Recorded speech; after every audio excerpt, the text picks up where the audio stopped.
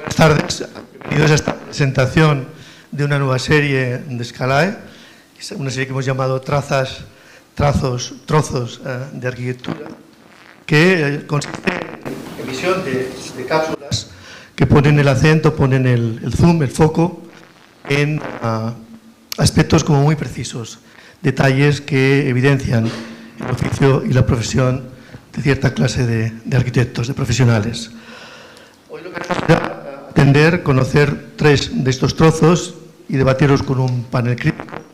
Lo que haremos, todos, como veis, llega la voz, estamos constituidos en una especie de crítico, a medida que vemos los propios gestos, viendo lo que pasa en la sala. Y bueno, me gustaría daros cuenta de las palabras. No sé si funciona muy bien el micrófono. Bien, decía, comentar un poco. Claro, cuando usas palabras es conveniente saber lo que quieren decir y de dónde salen, ¿no? Esto de las trazas, efectivamente los trazos y los trozos. Y claro, la gracia de estas palabras, concretamente, por ejemplo, de trazas y de trazos y de trozos, es que se parecen a una retórica que llevamos muchos años utilizando en las conversaciones y las situaciones propiciadas desde Scalae. Trazos, trozos es casi equivalente a principios, procesos y resultados, recursos, es casi lo mismo. De hecho, trazas, ya veis, bueno, es lo que da sentido a otras dos palabras que son previas y que están en la base, en el ADN, en el tipo de consideraciones que siempre nos han interesado. Yo creo que a todos los que estamos en esta sala, que es esa cuestión que tiene que ver con el oficio y con la profesión, ¿no? Que son dos términos que, no sé si os pasa, creo que a veces se confunden.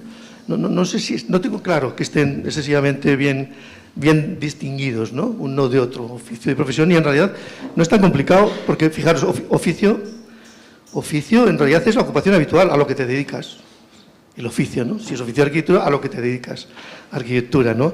Y profesión es divertido, porque es lo mismo, pero que te pagan, o que cobras, ¿no? O sea, esa es la diferencia. Oficio es a lo que te dedicas, y profesión a eso que te dedicas, que vives de ello, que te pagan. En principio la definición, en base a las palabras, viene por acá, lo recuperaremos al final, y claro, desde el oficio y en arquitectura, ¿qué es lo que se hace? Trazar, ¿no? El diseño que se hace para la fabricación de un edificio u obra, o sea, prácticamente es un sinónimo de proyecto más elemental, más sencillo, más antiguo quizá, ¿no?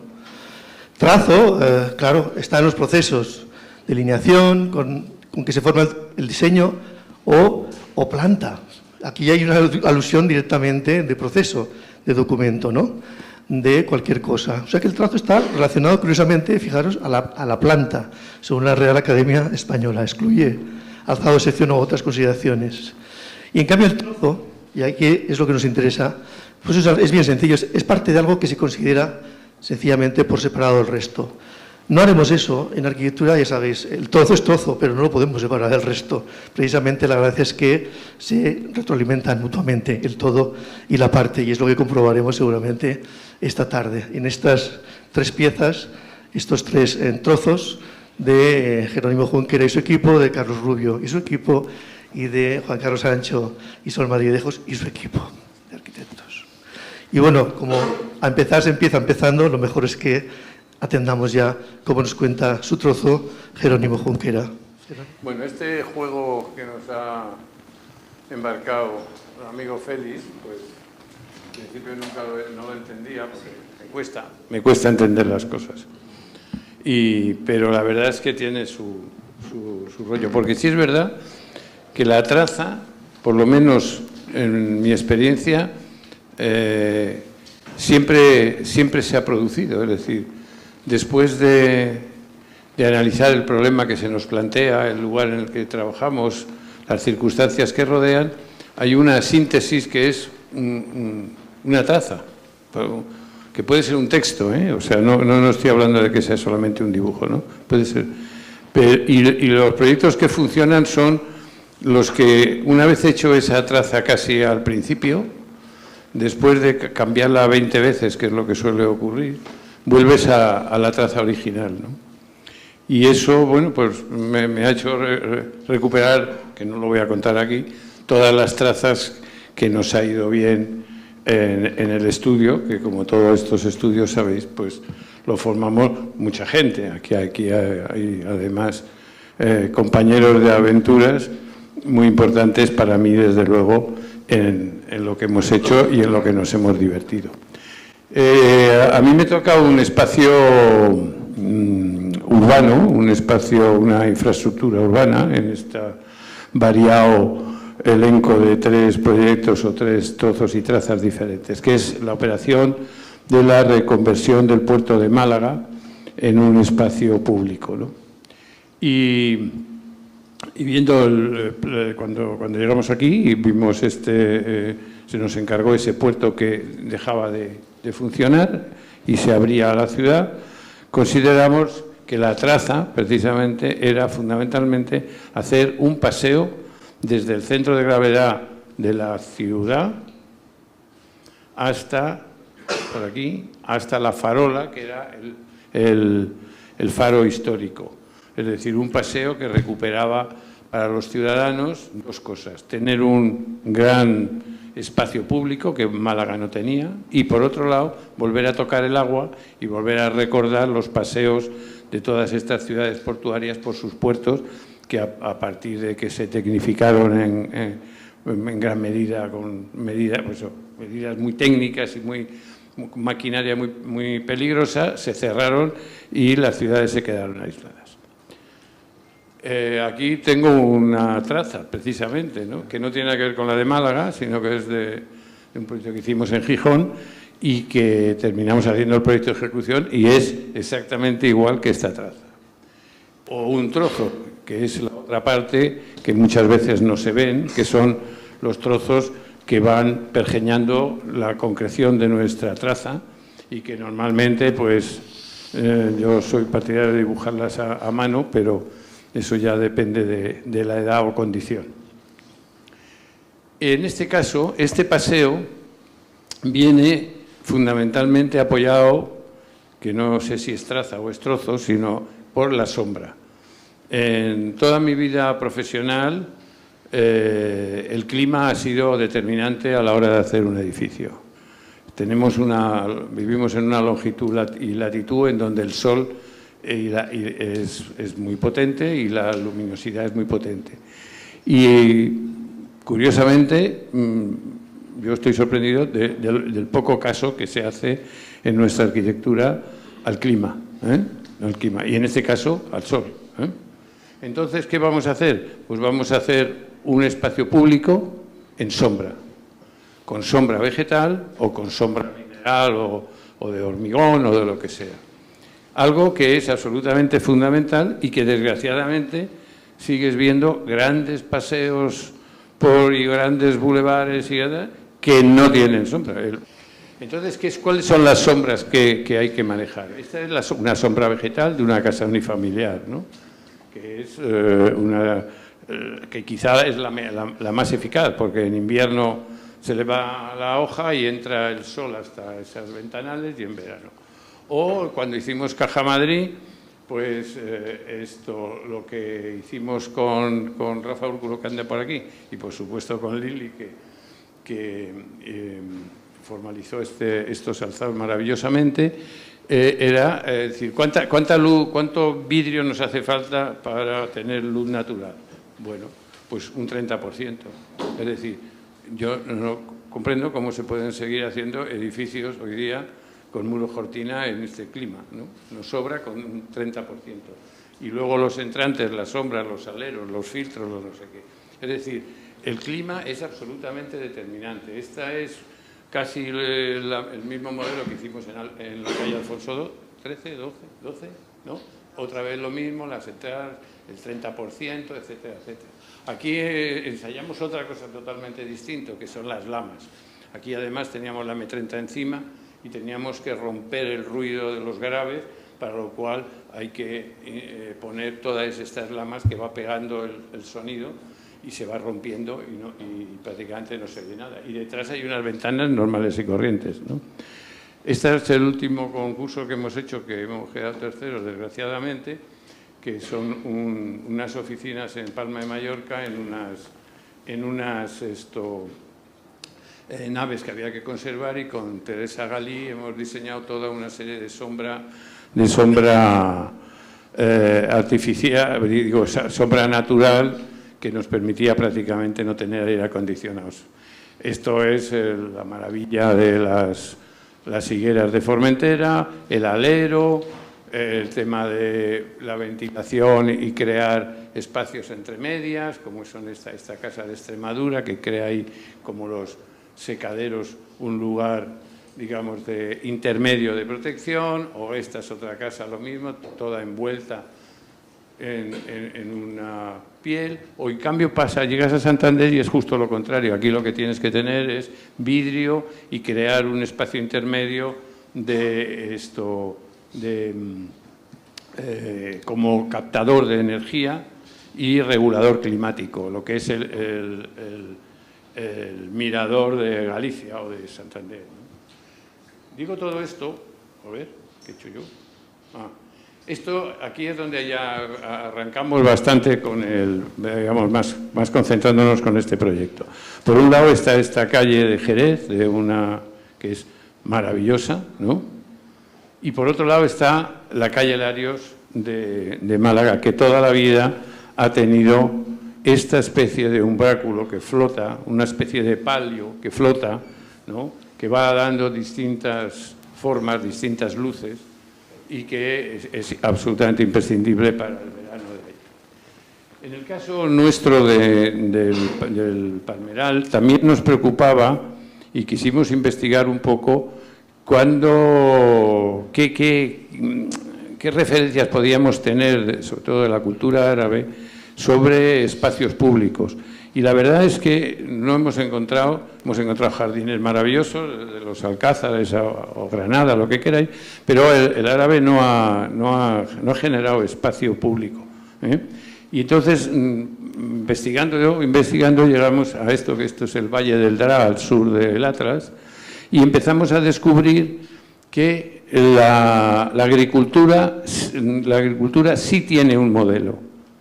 Y además luego lo que nos dimos cuenta es que ese modelo lo tenemos aquí al lado, que es el Palmeral de Elche, ¿no? O sea, tuvimos que ir al Draa para volver aquí, ¿no? Y entonces son unas retículas de 30 por 30, 29 por 29, rodeadas de palmeras plantadas a 3 metros, que lo que generan es esto, ¿no? Estos son los cuarteles. Y entonces esta secuencia de palmeras lo que termina haciendo es creando un filtro, por un lado, solar suficiente que dé sombra y suficiente que dé sol para aquí plantar. Aquí plantan desde lechugas hasta centeno, ¿no? Entonces, todo esto son plantaciones diferentes, y entonces dijimos, bueno, pues esta es la nuestra.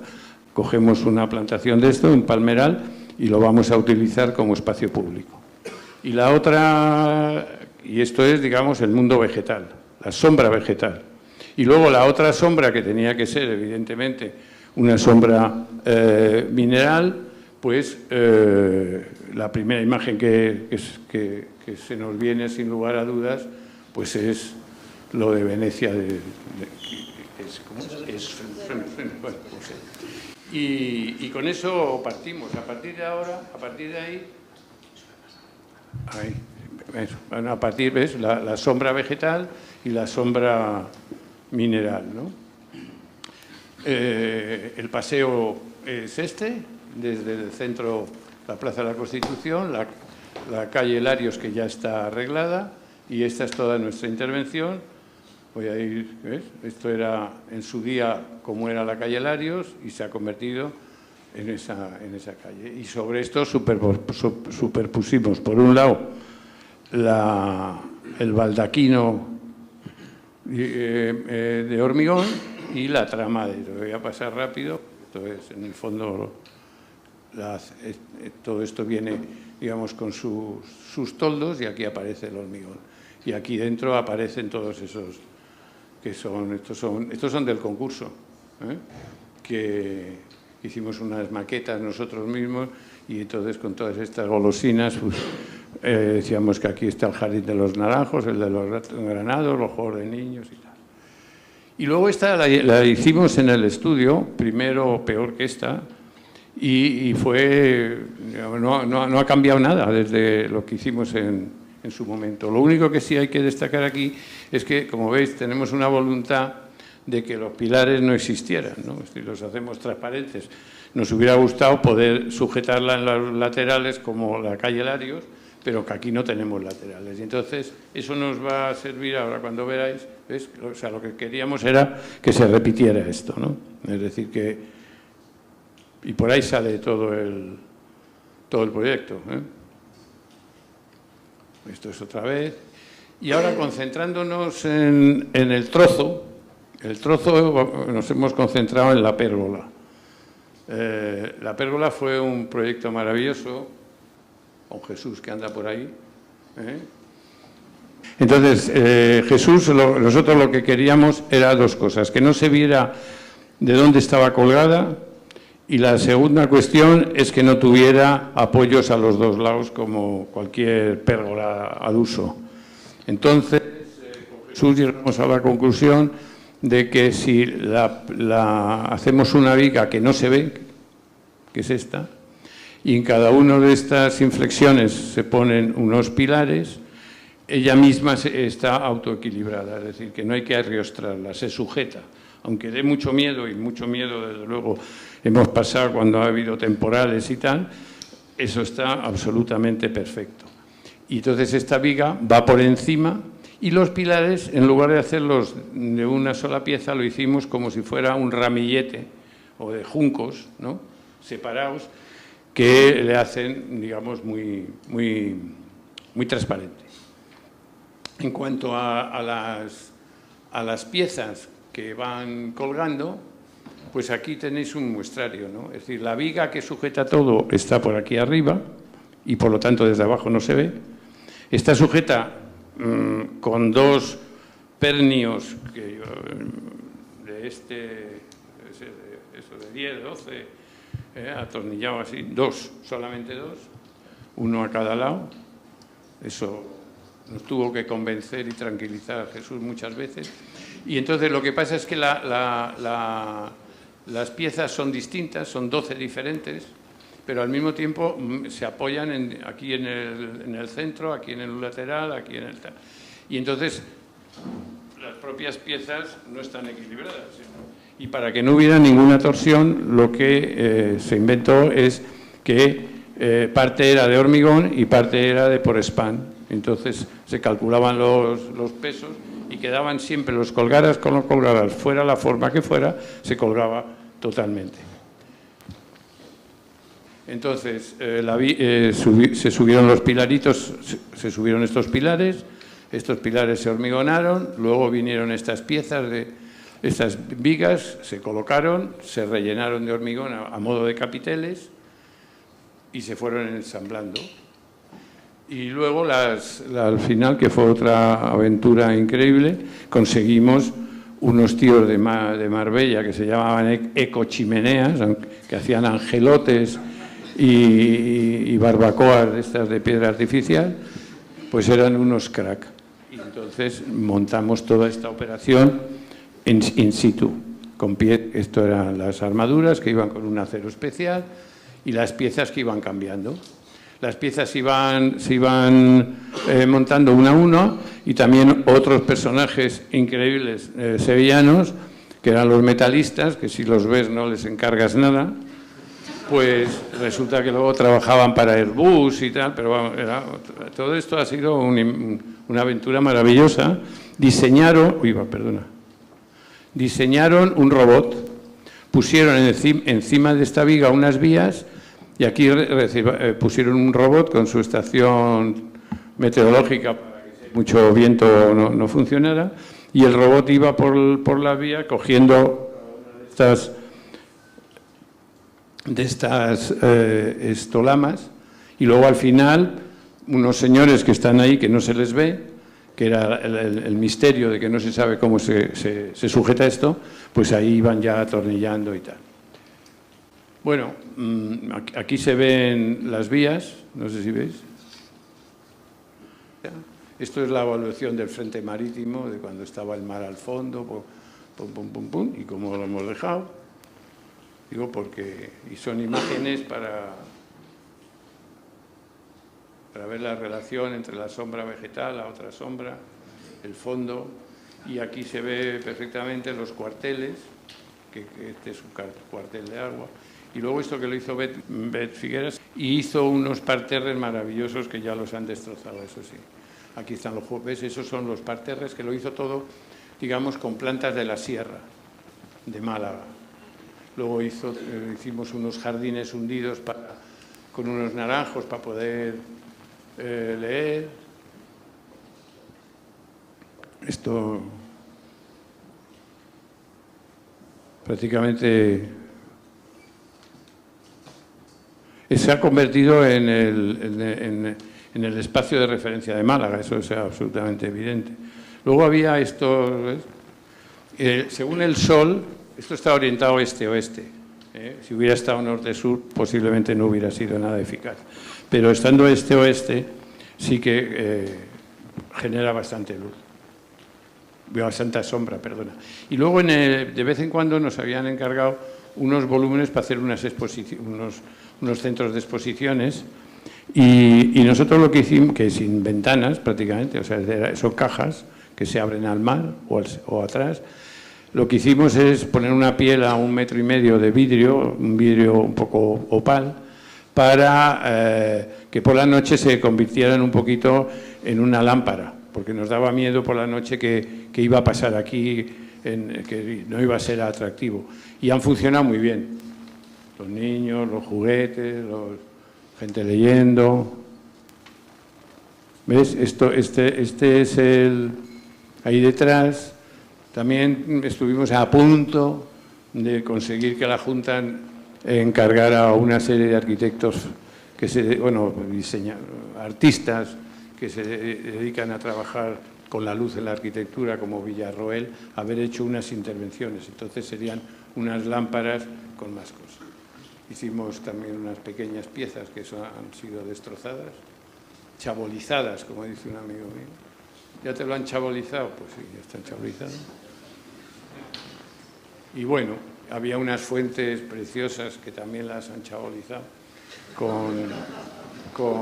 que era en una plaza en penumbra con estas aguas que se movían y tenían distintos colores.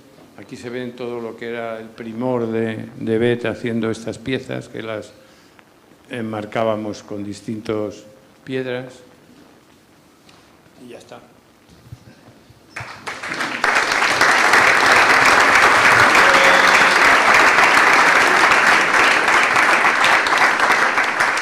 Bueno, gracias, Jero.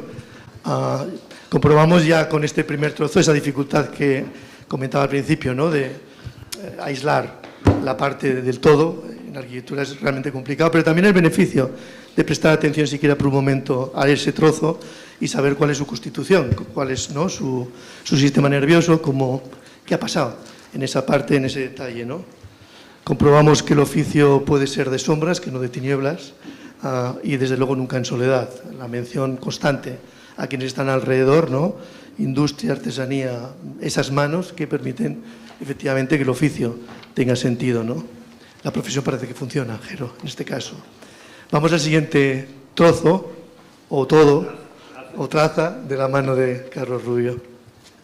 Bueno, pues esto es la respuesta al reto que nos lanzó Félix y realmente, bueno, pues lo que estuve dando vueltas a ver cómo podíamos hablar de las trazas hasta el trozo, o sea, de lo grande a lo pequeño, del proyecto al detalle, y nos parecía que lo más interesante era la torre que hicimos aquí en Madrid, esto se pasa aquí, que es la Torre Pricewaterhouse, ahora la Torre Pricewaterhouse, es una de las 4 torres que están al norte de Madrid, y llegaremos al detalle de la fachada, que tiene que ver con, bueno, pues con el clima, como la imagen que producen los edificios, y contar un poco la aventura de lo que fue llegar a este proyecto, ¿no?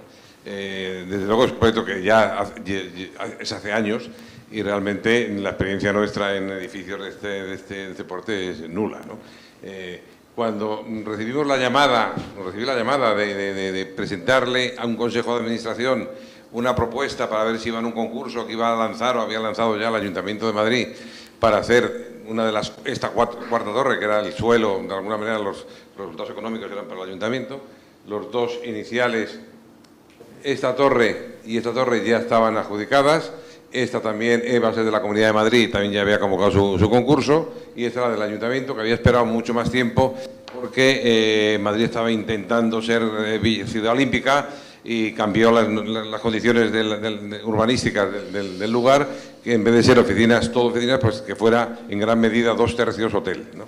Entonces el concurso se retrasó. Cuando nos llaman para ver si hacemos una propuesta para que el Consejo de Administración considere ir o no ir a este concurso, ya sabíamos que una torre la iba a hacer Pei, que la otra torre la iba a hacer César Pelli, que la otra torre la iba a hacer Norman Foster. Con lo cual te encuentras en una situación un tanto complicada, ¿no? Porque te voy a aquí, ¿yo qué hago? Y además nos habían dado muy poco tiempo. Bueno, nos llamaron un jueves y el lunes se reunía el Consejo de Administración. Había que enseñarles algo el lunes. Bueno, pues el lunes tuvimos 7 paneles de acero con una planta que era muy parecida, no era exactamente esta planta, pero sí la imagen es la misma que luego prácticamente ha salido, ¿no? Eso sería la traza, efectivamente. Eso sería la traza. Bien, ¿qué pasa por la cabeza, o qué pasó por la cabeza nuestra ante un reto como este, ¿no? Pues es realmente intentar hacer un proyecto que sea lo más indiscutible posible, o sea, que sea basado en la eficacia, ¿no?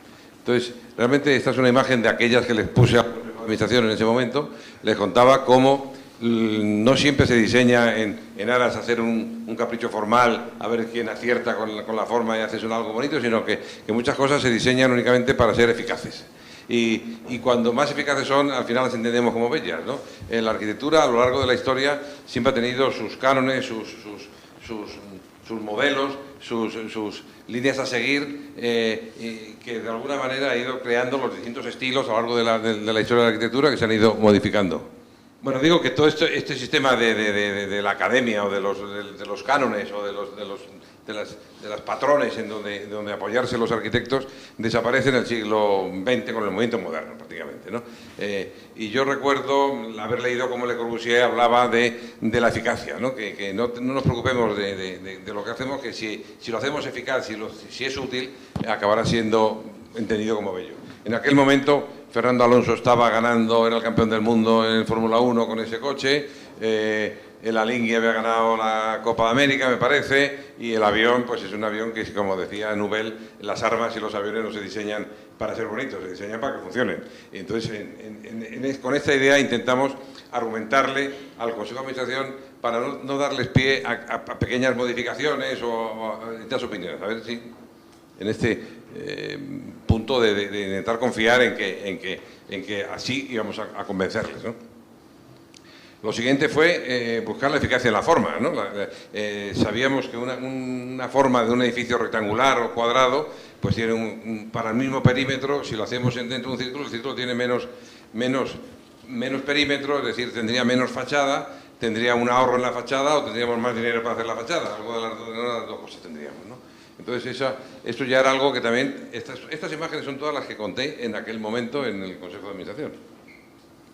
Pero también los manuales de estructura de los edificios en altura tienen que resistir más los empujes horizontales que los empujes verticales. Entonces, los empujes horizontales en una torre de planta cuadrada, pues sufre mucho más la estructura, la torsión, la estructura y la propia fachada, que un edificio más aerodinámico en donde el aire discurre y lo abraza de forma distinta, ¿no? Por otro lado, en aquella época también recuerdo que la familia Pritzker había desechado un proyecto de Norman Foster, me parece que era en Chicago, porque el edificio era afilado. O sea que también tenemos que intentar eliminar de la cabeza la idea que César Pelli siempre ha hablado de que los rascacielos tienen que ser afilados o apuntados o ir pendiendo altura. La eficacia de un inmobiliario nunca sería esa, sino sería comprar un solecito pequeño y hacer una torre que las plantas altas sean las más grandes que las plantas bajas. Entonces lo que digamos es, oye, si quedemos con una buena planta, pues que sirva para todas, ¿no? Aquí la dificultad grande era no hacer un edificio para oficinas, sino hacer un edificio de hotel, ¿no? Entonces yo dibujé una planta circular, pero la circular, cuando hacías los radios para meter las habitaciones, era inviable, ¿no? Entonces jugamos con esta historia de poner 3 círculos tangentes También el problema de la tangencia o la ventaja de la tangencia es que solo es una, no hay posibles. Si hubiéramos hecho un círculo secante, se puede pensar si es más secante, menos secante. No, la tangencia ya no tiene discusión, ¿no?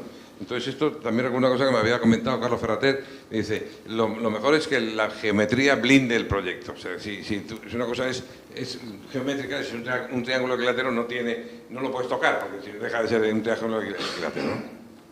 Entonces, con esta idea conseguíamos tener las 24 habitaciones, que es un poco el ideal de un hotelero por planta, y al poner 8 por 3, 24, y dejar este triángulo curvilíneo que de alguna manera sigue respondiendo a esa idea aerodinámica y más cerca del círculo, ¿no? Bien, este es el programa que se decidió, el programa inmobiliario, es llevar las oficinas a la planta, a la parte alta. Siempre se pensó que las habitaciones tenían un tope de precio, que no podían estar ahí arriba, y además el hotel debía tener una conexión con unos espacios que no tenía la torre, porque esta torre no tenía lo que podemos llamar un zapato, una extensión al llegar al suelo, sino tenía que estar esa extensión debajo de la rasante, que era un salón de convenciones que se hizo, ¿no? Bien, cuando vas peleando con la planta, llega un momento que tienes una planta que te da la tranquilidad de decir, bueno, esto ya funciona, ¿no? Entonces, esta planta, que responde a ese esquema que hemos visto anterior, tendría en el centro los patios de instalaciones, los elementos estructurales y los ascensores o los ascensores centrales. Aquí, en los puntos de confluencia del triángulo curvilíneo, dejamos una apertura para que entrara la luz natural hasta el centro del corazón de la planta, y en estos lugares pondríamos las escaleras, 2 escaleras de emergencia completas del edificio y una escalera que pedía la Comunidad de Madrid en la normativa hotelera. Tiene que haber una escalera exclusiva del hotel, ¿no? Esta sería la escalera exclusiva del hotel. Estos quedarían reducidos a espacios refugio, y en estos espacios refugios habría unos ascensores de bomberos, ¿no? Aquí estarían los 6 ascensores del hotel, 8 ascensores para las oficinas, 2 montacargas de hotel, un montacargas general del edificio y otros 2 montacargas que son los de bomberos, que tendrían una vida normal. Bien, esto de la planta, quizás es una característica del estudio nuestro, que es que le damos mucha importancia, ¿no? Yo recuerdo también una frase de Le Corbusier que decía que la batalla de la arquitectura se libra en la planta, ¿no? Que todo lo demás es opinable, pero que la planta es indiscutible, ¿no? Entonces, nosotros trabajamos mucho, efectivamente, en la planta, y aquí ya se ve algo que luego veremos en el detalle, que es esta segunda piel. O sea, el edificio se cierra por aquí, con una estructura, porque era imposible, por lo visto, estas luces que ya eran demasiado largas en fachada, que es la que modulaban las habitaciones. La fachada que de verdad cierra el edificio no es todo vidrio, se decidió que fuera vidrio al 50%, y la de fuera, sin embargo, es un envolvente que va a tener esa imagen que le va a dar, la imagen del edificio. De alguna manera, un edificio de esto está tan expuesto a todas las imágenes que queríamos hacer un edificio de una forma más isótropa, que se relacionan igual en todas las direcciones. Es decir, no es un edificio que tiene fachada principal a la castellana y fachada trasera no se sabe dónde, sino que tiene las fachadas son idénticas, ¿no? Y ya lo siguiente era ver cómo hacíamos una fachada, cómo le damos, si teníamos ya la planta, teníamos la forma, habíamos argumentado todo eso, había que encontrar ahora un sistema de hacer una fachada, una imagen, y la imagen también, para que fuera indiscutible, pues tenía que tener un soporte. Ese soporte nos lo dio, pues de alguna manera, la sostenibilidad del clima, ¿no? El Código Técnico habla que la Ciudad de Madrid tiene más problemas térmicos en verano que en invierno. Es decir, tenemos que estar los arquitectos más atentos a las pérdidas, a las ganancias de calor que va a tener este edificio en verano que las pérdidas que va a tener en invierno, ¿no? Y eso, de alguna manera, si lo relacionamos con el cuerpo humano, los médicos también nos dicen, oye, no nos pongamos al sol excesivamente porque nos quemamos la piel, ¿no? Los edificios también, de alguna manera, sufren con ese recalentamiento excesivo del sol. Y tendríamos 2 soluciones. Si en la playa tenemos el sol, pues nos ponemos debajo de una sombrilla, es decir, usamos la sombra, o usamos la tecnología, que es ponerse botingue para que el sol no te queme, ¿no? Eso mismo podemos aplicarlo a los edificios, y entonces lo que intentamos es poner el edificio a la sombra. Un edificio a la sombra, un rascacielos poner a la sombra, la única forma es crearle una segunda piel que arroje sombra sobre la piel que cierra de verdad el edificio. No solo esa piel va a cerrar el edificio, sino que le va a unificar un edificio que es hotel, que son oficinas, que son instalaciones, que son el hotel, tiene restaurantes, tiene cocinas, tiene piscinas, tiene gimnasio, tiene salas de reuniones, tiene un programa muy variado que realmente no se manifiesta al exterior porque queda todo envuelto en esta piel, ¿no? Si la piel conseguíamos a la sombra, pues estaríamos reduciendo el consumo energético y de alguna manera en aras de la sostenibilidad, ¿no?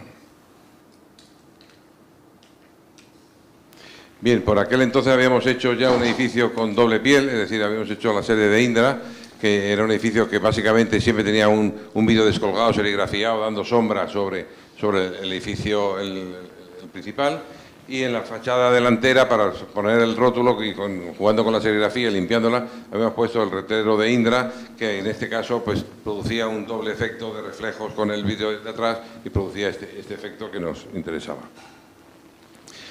Bien, este es un edificio de estas características, es un edificio de alto riesgo, es un edificio de alguna manera peligroso, que hay que cuidar muchas cosas, entre ellas cómo se limpia, cómo se sustituyen los vidrios, cómo le afecta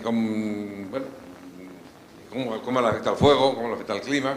Entonces, lo que sí veíamos es que si hacíamos este elemento horizontal, prolongamos el forjado de hormigón hacia afuera, tendríamos como una visera. La visera también es un elemento bueno, que lo hemos visto, pues, para la sombra. Pero también tendríamos, era el soporte de unos vidrios oscuros, que eran unos vidrios, que eran unas gafas de sol. El edificio tiene gafas de sol y visera, ¿no? Va con gorra y con visera en cada una de las plantas, ¿no? Eso, además de tener más apertura visual, íbamos a conseguir pues, quizá menos vértigo y desde luego un andamio de limpieza, que desde este punto podemos limpiar estos vidrios sin necesidad de activar las góndolas, ¿no? Y realmente hemos creado un colchón climático, un colchón térmico, porque este cristal, al ser oscurecido, se iba a recalentar, el calor se iba a disipar, porque aquí hay mucho aire y está muy ventilado, y realmente ya el calor no llegaba a este vidrio y este vidrio no producía sombra. Y a su vez estaba en la sombra de la visera, ¿no? Esto también a fuego tenía su ventaja. Estas torres tenían que tener una separación de planta a planta de 1,5 metros, no de uno que es lo normal, sino de 1,5 metros, con lo cual ese 1,5 metros reduciría bastante, bueno, reducía en parte la altura libre visual de la planta, en este caso al estar así, pero no se conseguía. Los bomberos les pareció muy bien porque veían que si hubiera un fuego se rompería, podía romper este cristal. Ten en cuenta que esta fecha habíamos visto arder las Torres Gemelas y luego habíamos visto también el Windsor cuando esto ya se toma esta decisión. Y se vio como las llamas no superan 1,5 metros, superan 20 y tantos metros, las llamas lamen el edificio y entran en cualquier otra planta. Ellos pensaban que efectivamente, al estar el foco alejado, pues se podía romper este vidrio, se podía romper el segundo vidrio, las llamas las venían aquí, pero sería ya muy difícil que volvieran a romper 2 capas de vidrio separadas para volver a entrar en otra planta, ¿no? Bien, y ahora aquí ya llegamos al trozo que sería ver cómo hacíamos una fachada, ¿no? Para aguantar estos cristales que estuvieran abiertos, pues pensábamos que la mejor solución era este escamado de vidrios, para lo cual había que encontrar una pieza que resolviera que cogiera la cabeza de este vidrio y el final de este otro, y que esta cabeza estuviera tanto en el suelo como en el techo, ¿no? Tanto en la parte de arriba como en la parte de abajo. Y a su vez este espacio, que era recorrible, podía permitir el cambio de cristales. Si un cristal se rompe, no tenía que entrar dentro del edificio para ser bajado, sino que bajaba por una rendija que había aquí, donde había prácticamente con un maquinillo podía llegar hasta el suelo sin entrar en el edificio, ¿no? Este sería ya el detalle constructivo, en donde está esta pieza idéntica a esta.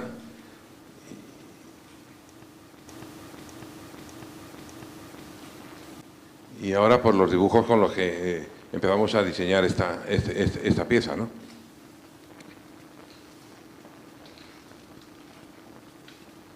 El vidrio que nos hubiera gustado como en Indra, porque fuera un solo vidrio cogido de alguna manera, los empujes de viento eran tan grandes en estas zonas que el vidrio tenía que estar 1+1 con un butiral para que diera los vidrios de 1+1, acaban verdeando, había que encontrar un color que cuando verdeara, sumado al verde de los vidrios, diera un color que nos gustara. Entonces, dio una acción de guerra, pero en fin, se consiguió. Y realmente había que estar enmarcados todos los vidrios con una barra de acero inoxidable en el centro para rigidizar los marcos, ¿no? Esta es una sonométrica de la pieza, que realmente se fija una al suelo. Esto quizás se vea mejor en la siguiente. Entonces la pieza se replantea unos espárragos soldados a unas placas que van al hormigón, se va a colocar esta pieza y se rellena, estos espárragos se rellenan con una resina para que esto ya no se degrade ni se oxide. Sobre esa se va a colocar esta otra pieza que tiene un regulador, que sería este de aquí, que puede regular la altura. Luego se va a poner sobre unas camas de neopreno los vidrios, se pone el junquillo central y se aprieta solo por un lado, por el lado del pasillo, se aprieta ese tornillo y se regula la presión sobre los marcos, ¿no? Esta sería la pieza y es idéntica la de arriba y la de abajo. Y para terminar, pues el resultado en el que se ve efectivamente un espacio que se puede recorrer y cómo estos vídeos están dando sombra, realmente están dando sombra al espacio interior, ¿no? Aquí se ve la galería, la guía por la que los vídeos, unas ventosas con sus marcos enteros bajarían hasta el suelo y se sustituirían por otro marco con vidrio. Este es el resultado, la torre con las escamas y la torre finalmente.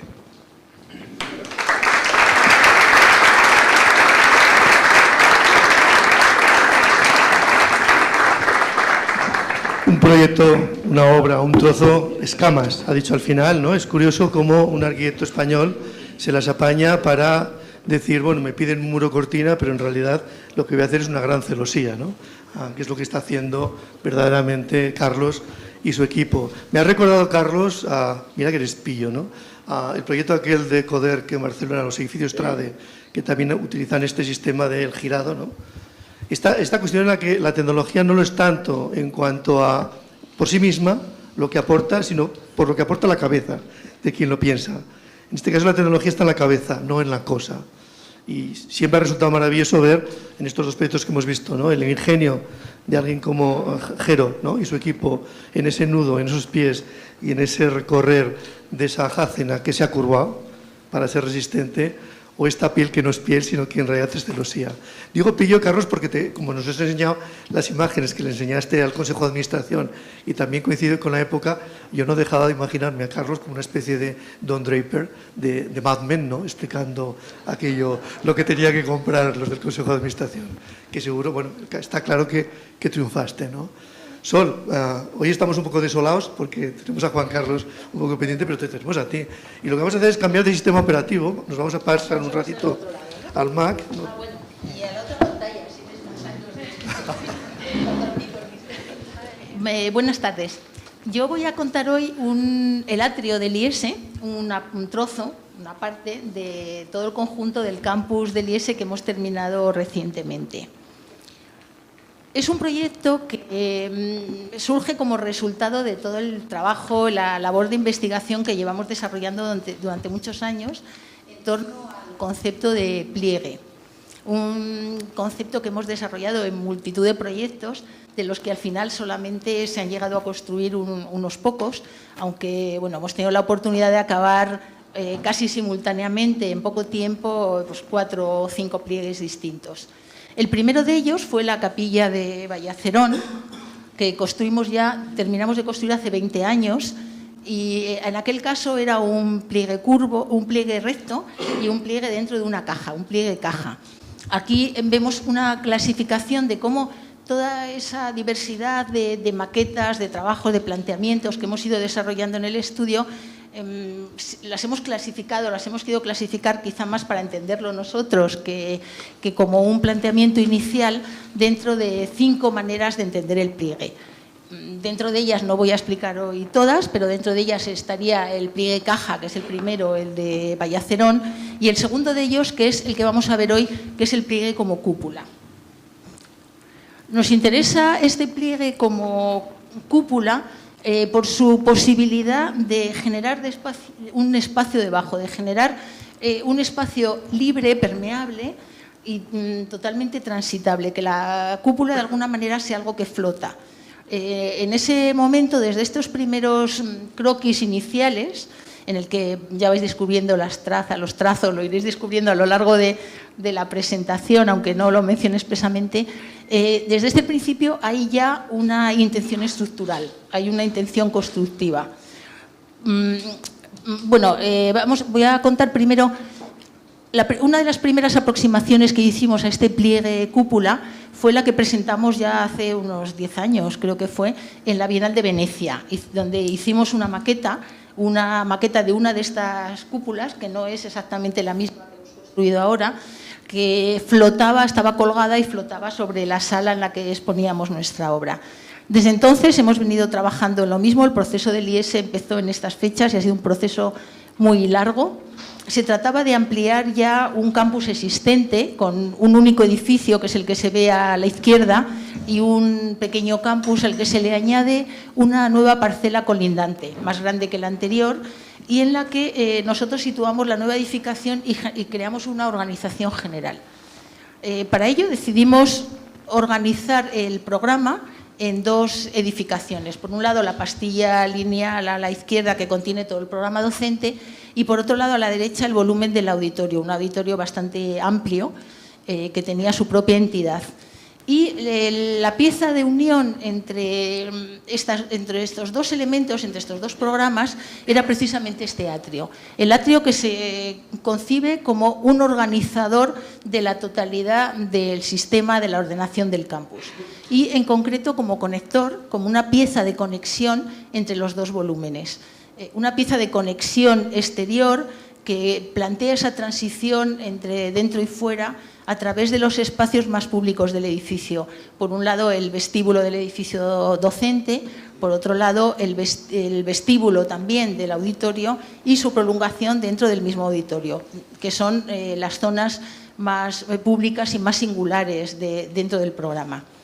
Aquí vemos un poco en la sección de las secciones de la izquierda esa serie de operaciones que vamos realizando y el resultado final con esa concatenación de espacios que se van cosiendo transversalmente por medio del pliegue.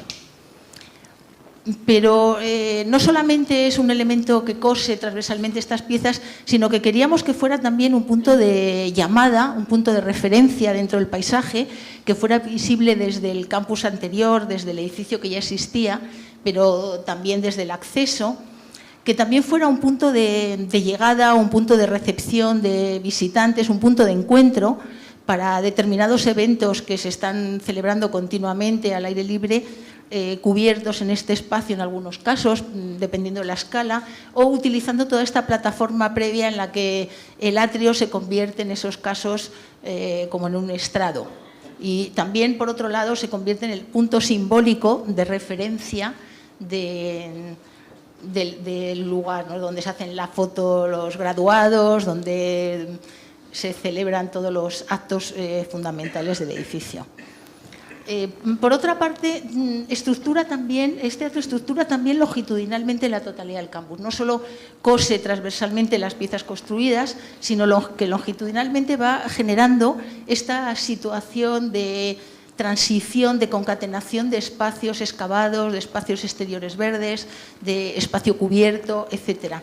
Y posibilita también en el futuro la posible ampliación al fondo del campus o del edificio LIESE, que probablemente tenga necesidad de ampliar en un futuro. Pero lo que más nos interesa de este edificio y lo que queríamos contar hoy es que para nosotros ese planteamiento inicial más teórico, más conceptual en torno a los pliegues, tiene como finalidad su construcción, su materialización. Nos interesa, y es lo que quería explicar hoy, ese trasvase desde las ideas iniciales, desde esa parte teórica, hasta la materialización estructural y constructiva de las piezas, tanto en este edificio como en los demás, como en el resto.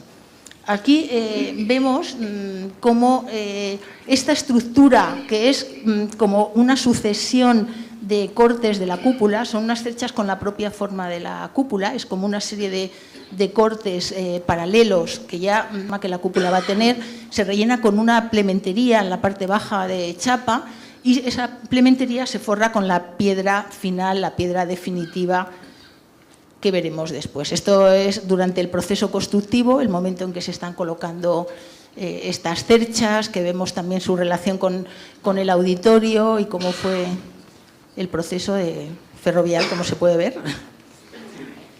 De aquí pasamos a esta pieza, este forro, esta pieza final de de piedra que es la que tiene la forma ya determinada por el propio pliegue. O sea, no es una forma aleatoria, sino que es una forma que viene desde la operación inicial que estamos planteando y que en un momento dado tuvimos que replantear con las piezas que lo iban a componer después. Esta sería una proyección horizontal.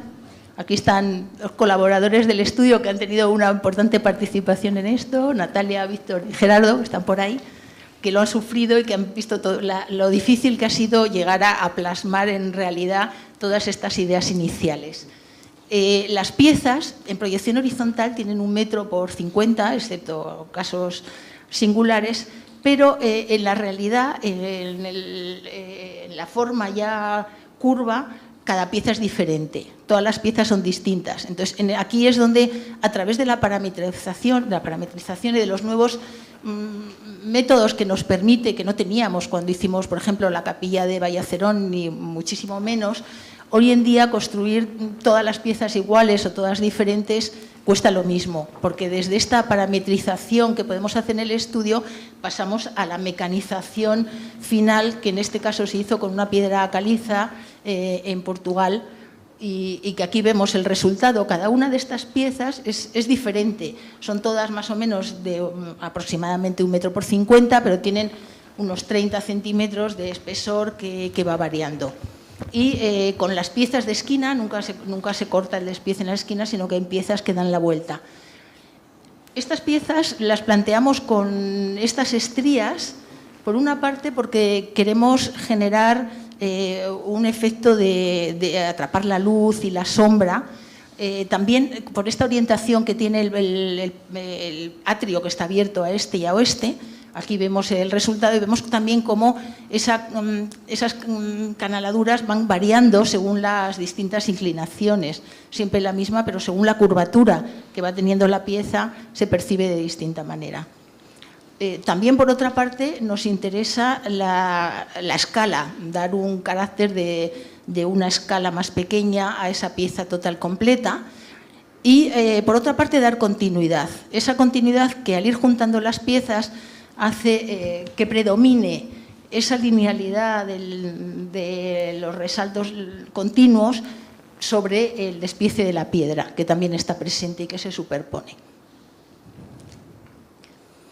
Este es el resultado final. Con esta relación, vamos a ver un poco ahora el atrio en relación con los elementos que lo rodean. Por una parte, la visión hacia la continuidad, la futura continuidad del campus y el recorrido hacia la planta inferior.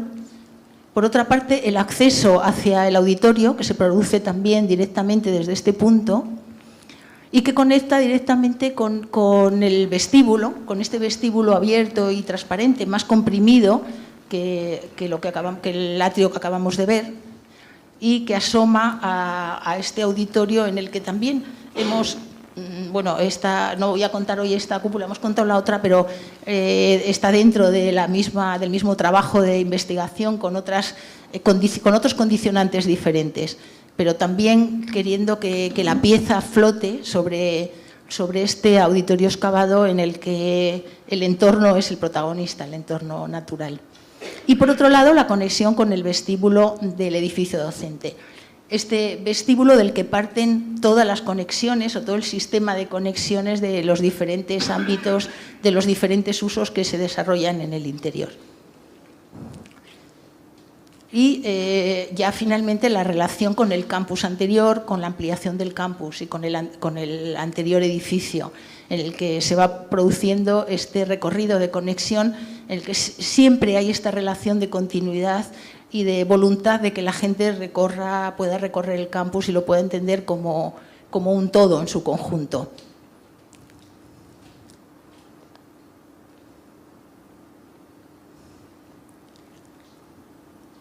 Aquí llegamos al atrio y lo atravesamos para asomarnos a esta terraza excavada, en la que se produce también una salida del auditorio a la izquierda y a la derecha el comedor, un comedor muy, muy grande que nos pedían también en el programa, con esta plaza excavada. Y finalmente ya terminamos con estas visiones en las que nos vamos alejando y que creemos que serán en el futuro más protagonistas cuando el edificio se amplíe. Ahora mismo esta es una zona más de servicio, el acceso de proveedores. Muchas gracias.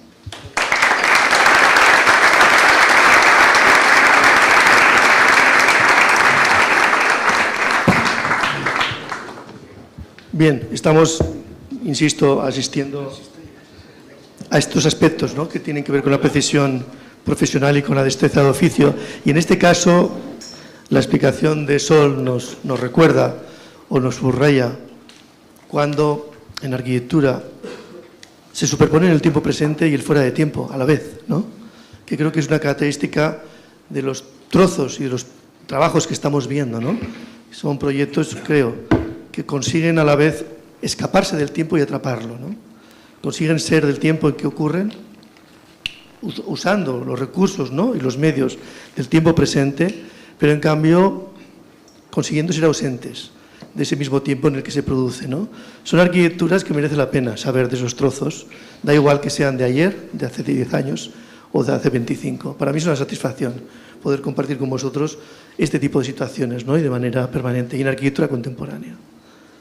Creo que es un privilegio y os damos las gracias por ser tan generosos de contárnoslo de esta manera, ¿no?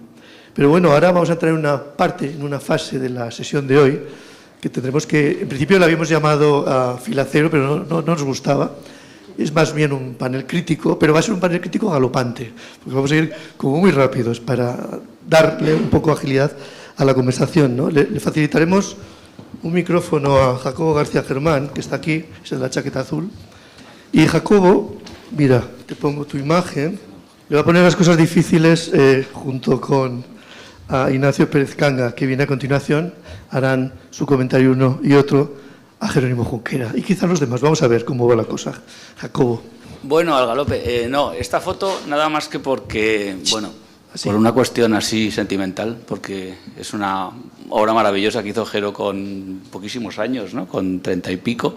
Para la gente joven que esté aquí que no la conozca, pues que la veáis como fondo, porque es, bueno, la casa en Somo, maravillosa pieza, y además con esta foto tan velada que además, al haber hablado Jero del clima y de cómo reacciona la arquitectura al clima, creo que viene a cuento. Pero no voy a hablar de esta pieza, ¿no? Yo había escrito una cosa que se llama Sobre la figuración en Jerónimo Junquera, que es un poco larga y no la voy a leer. Y lo voy a resumir en muy pocas frases para preguntarle a Jero, sobre todo por los grados de libertad al empezar un proyecto a través del lenguaje, ¿no? Porque a mí siempre me ha llamado la atención de qué manera habéis tenido esa capacidad estratégica y ecléctica, ¿no?, y lo digo como valor, para manejar el lenguaje en situaciones súper diversas, desde los primeros proyectos, este mismo, que es un proyecto extremadamente abstracto, muy figurativo también, ¿no?, que parte del cuadrado, ¿no?, hasta pues el último que hemos visto, que no deja de ser una reflexión sobre una pieza que en sí es una figura, pero que al ser tan figurativa también es capaz de aludir a metáforas, ¿no? Yo creo que la metáfora del pez, y aquí hay un pez que yo sé que Jerónimo lo ha dibujado con las espinas de la misma pieza de Málaga que hemos visto, ¿no?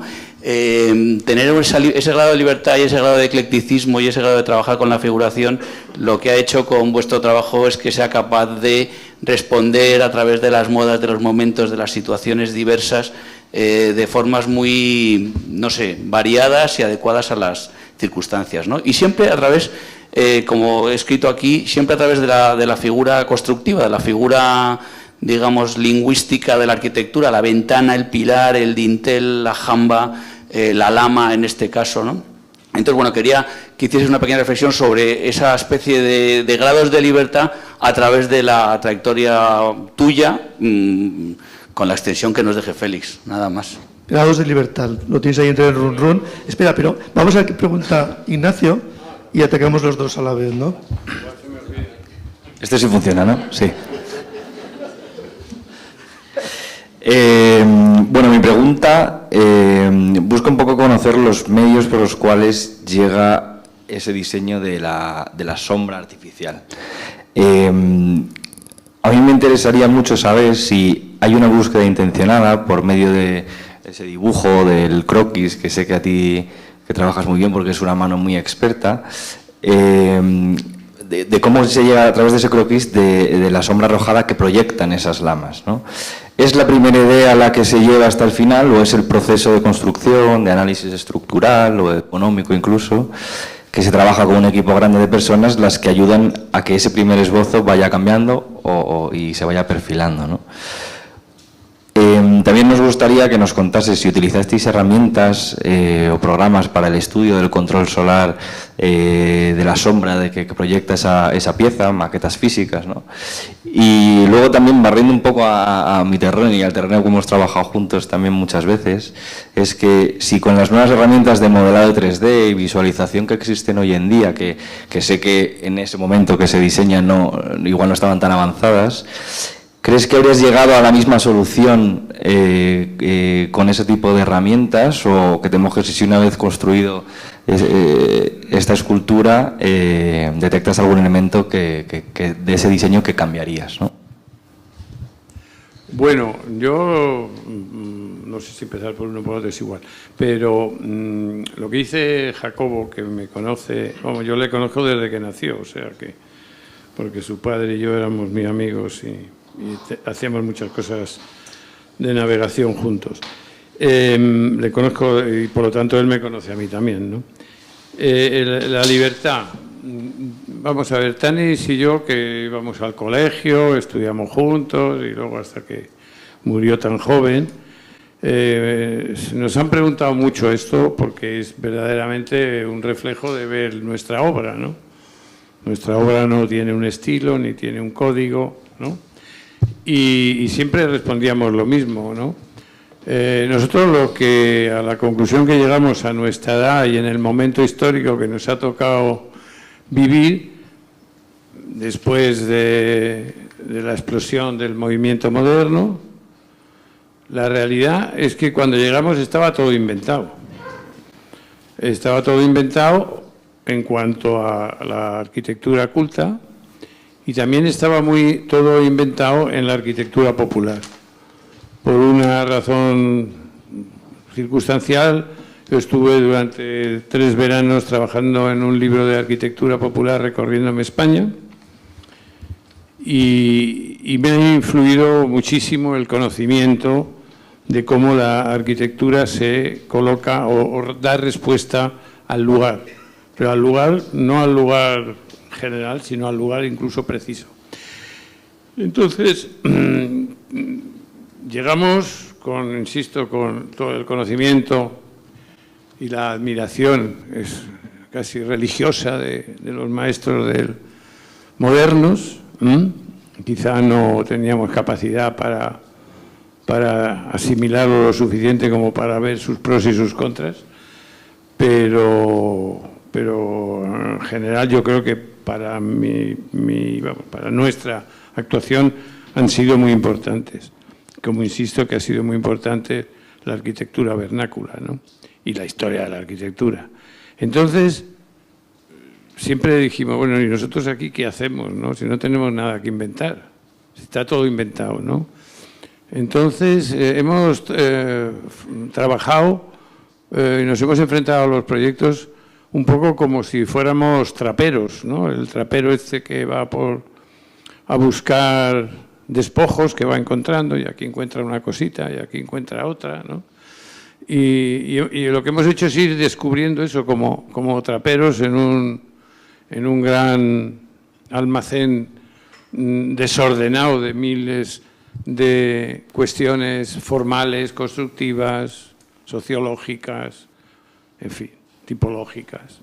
Y hemos ido cogiendo y las hemos ido mezclando también, insisto, con el tema del lugar, del espacio. Y del espacio no solamente, digamos, desde el punto de vista de esto que ahora es la sostenibilidad, ¿no? Que de esto hay mucho que hablar, de la sostenibilidad, ¿no? Sino de cómo con unos recursos escasos se han, digamos, buscado soluciones constructivas y climáticas, ¿no? Entonces mezclas el basurero con el basurero positivo, pero no deja de ser un gran almacén desordenado y tal, que vas cogiendo, y una vez escoges unas cosas y otras veces coges otras. O sea, aciertas más o aciertas menos, no lo sé. Pero desde luego lo que sí hemos tenido claro es que lo que podíamos hacer como profesionales es buscar en lo que ya estaba. O sea, aquí no he inventado ya, creo que nadie, ¿eh? Y es una cosa que miro bastante a medida que veo obra nueva y tal, está todo inventado, ¿no?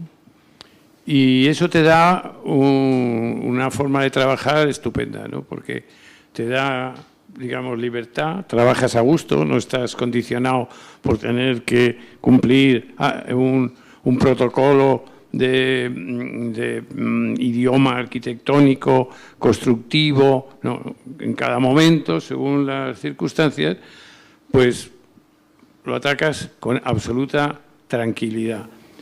Porque fundamentalmente, lo que sí puedo decir después de tantos años, es que yo me he divertido con la arquitectura de una forma fenomenal, y tanto cuando he estado con Tanis, cuando he estado con Lili, cuando he estado con mis hijos ahora, con mucha gente que no voy a hablar, porque cuando eres ya un poco viejecito, pues has trabajado con tanta gente que además, curiosamente, creo que he seguido manteniendo una buena amistad, con lo cual quiere decir que tanto los que han trabajado con nosotros como nosotros con ellos, el denominador común es que lo hemos pasado bárbaro. Relajaos. ¿Hemos acertado? Pues en unas cosas más, en otras menos. Pero creo que pocas cosas me podría arrepentir, ¿no? Creo que no. Así que eso yo creo que lo has detectado muy bien. Y es esa forma que yo, claro, como me ha ido muy bien, lo recomiendo. Relax. Aquí hemos venido a divertirnos.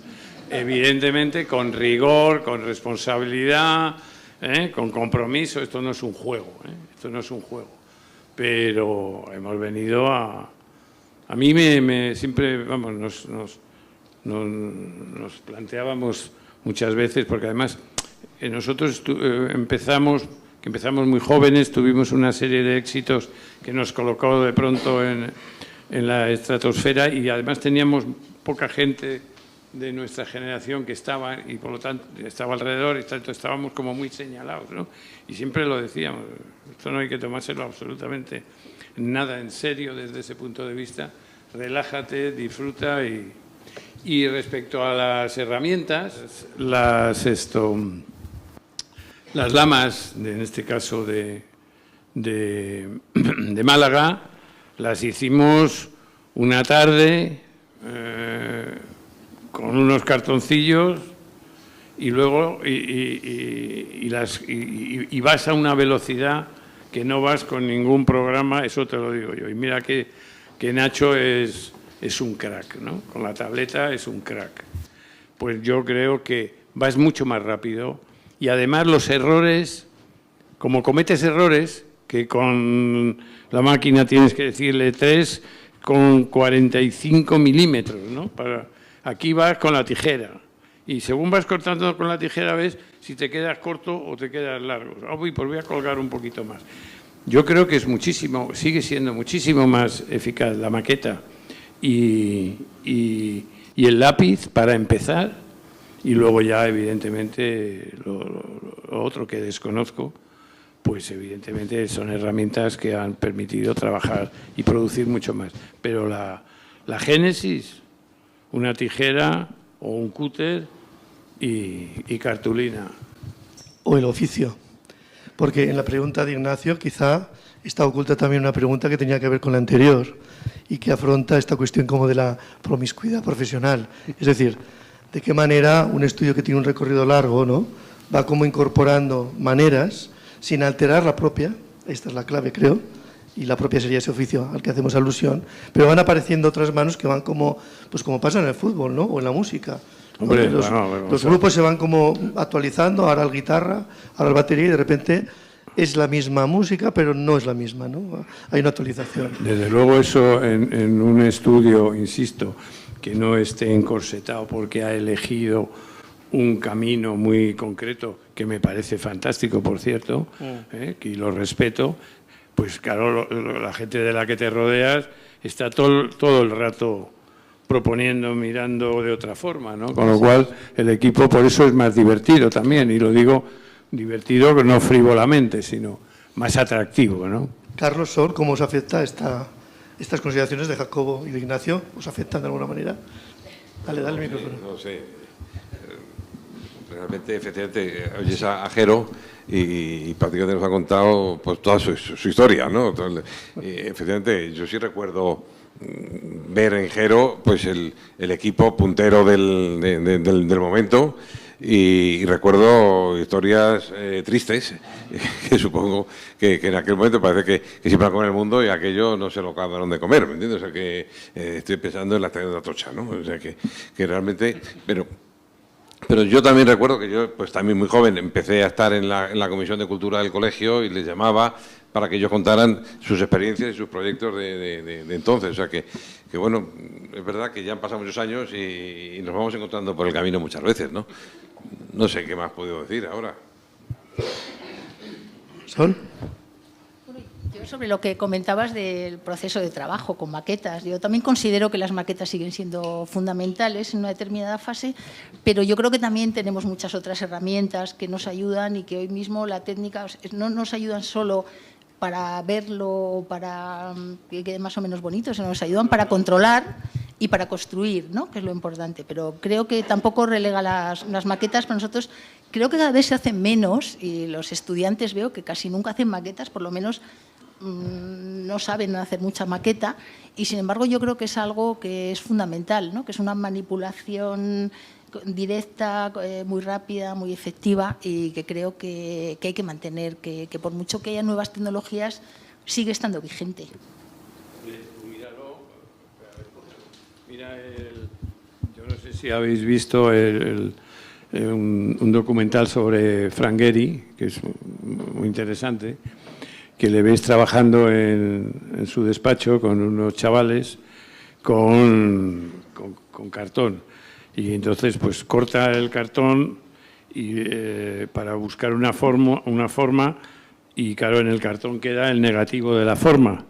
Y de pronto mira así, quita el que quería poner y pone el negativo de la forma. Eso a mí me ha pasado muchísimo. Me acuerdo con la cubierta de Enresa, que pusimos una sobrecubierta en su momento, era un recorte de la maqueta de la planta. Y dijimos, oye, ¿y esto por qué no lo ponemos aquí? Y creamos un umbráculo, metemos las máquinas... Bueno. Es decir, el trabajo manual y del lápiz, y del lápiz, exactamente. Yo creo que en un momento determinado vas a una velocidad e incluso te sugiere equivocarte. Que lo importante es que la herramienta, si te equivocas, te abra otra opción. Y eso es trabajo fundamentalmente manual. Luego, cuando tú llegas a formalizar, ahí, bueno, no digamos en los pliegues vuestros, pues claro, es una pero Gehry, como decía, que explicaba ahí, cuando ya tenía todos los cartoncillos pegados y puestos, y uno quitado y el otro pone, la verdad es que es bonito ver cómo iba dándole forma. Entonces dice, bueno, pues ahora tengo un programa que he descubierto, en vez de que es el Kata, un programa francés. Katia, sí. Y es el Kata, ¿no? Y descubrimos el Kata, y claro, y en ese momento descubrimos, vamos, el mundo, todo aquello que era casi imposible de pasar a un plano constructivo, el Kata, pero él, cuando empieza el Kata, se va, ¿no? Me da la sensación de que estáis vosotros tres hablando en un plano algo diferente a leer, y me da la sensación, y has hecho una mención al error, ¿no? Como algo que cuando has introducido unas reglas de juego que pueden ser incluso rigurosas, la geometría, mencionaba Carlos, ¿no? Los pliegues, todo lo que nos ha desplegado Sol. Pero claro, a la vez la gracia es cómo explicáis una regla del juego y cómo en determinado momento, por error o por voluntad propia, salta la regla de juego con la contrarregla del juego, ¿no? Y entonces el proyecto deriva en algún ingenio en el que no es necesario, por ejemplo, un muro cortina, sino otra cosa, lo que lo sujeta, que es lo que acaba dando sentido a toda la operación. Bueno, de lo que estamos hablando. No sé si os satisfacen sus respuestas, Jacobo, Ignacio. Vamos a ver ahora como el interrogatorio de panel crítico galopante de Liliana Oval y de César Ruiz Larrea. Así que si le damos el micrófono a Liliana, así. A ver, bueno, primero me han encantado las 3 presentaciones, la tuya, Jero, la tuya, Carlos, la tuya, Sol. Más cerca. Pero, tengo que preguntarle a Carlos. Entonces yo voy a cambiar un poco de tercio, me voy a meter en un tema medioambiental. Me gustaría saber tu opinión sobre cómo crees tú, bueno, esa imagen ya lo dice todo, ¿cómo crees tú que puede evolucionar la tipología del rascacielos en el siglo XXI, analizada desde el punto de vista medioambiental? Entonces, la hipótesis que yo te proponía era, si pudiéramos someterla a un test de estrés medioambiental a esta forma tipo, probablemente llegaríamos a la conclusión de que es una de las tipologías más vulnerables en este momento, porque en su proceso constructivo tiene unos altísimos porcentajes de emisiones de CO2. También los materiales que siempre han definido los edificios en altura, las torres, tienen unos procesos, en sus procesos de fabricación también hay altas emisiones de CO2 y también efectos colaterales en la producción de esos materiales. Por último, los recursos que utiliza. Sabemos que durante el siglo XX la evolución que se fue viendo es que se intentaba que las torres alcanzaran cada vez más altura y cada vez más esbeltez. Luego, en este momento, a tu modo de ver, ¿cuál crees que puede ser la evolución de esta forma tipo? ¿Y cuáles las adaptaciones que crees que se le podrían llegar a introducir a fin de que tengan menor impacto medioambiental cuando se construyen? Ahora, espera, que te lo va a complicar César. Bueno, buenas tardes a todos.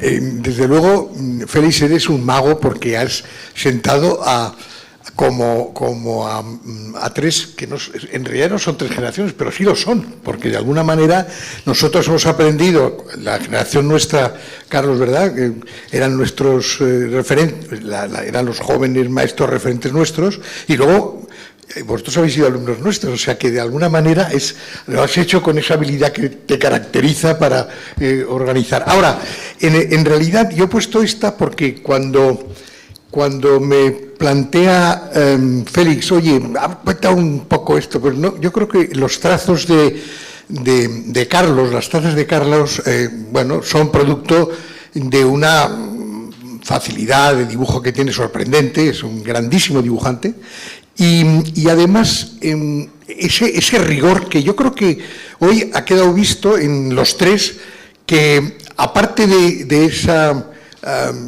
actitud hacia la arquitectura, lo que hay detrás luego es un gran rigor a la hora de llevar las soluciones, bien con cartulina, bien con lo que sea, ¿no? Es decir, que la herramienta es la que le toca en un momento cultural determinado, pero al final la herramienta está a la cabeza y efectivamente para nosotros el lápiz es fundamental y ha sido... Entonces, yo le decía a Félix que sois como, sobre todo, tenía que hablar con Carlos, como el maestro, la última generación de maestros clásicos de alguna manera, ¿no?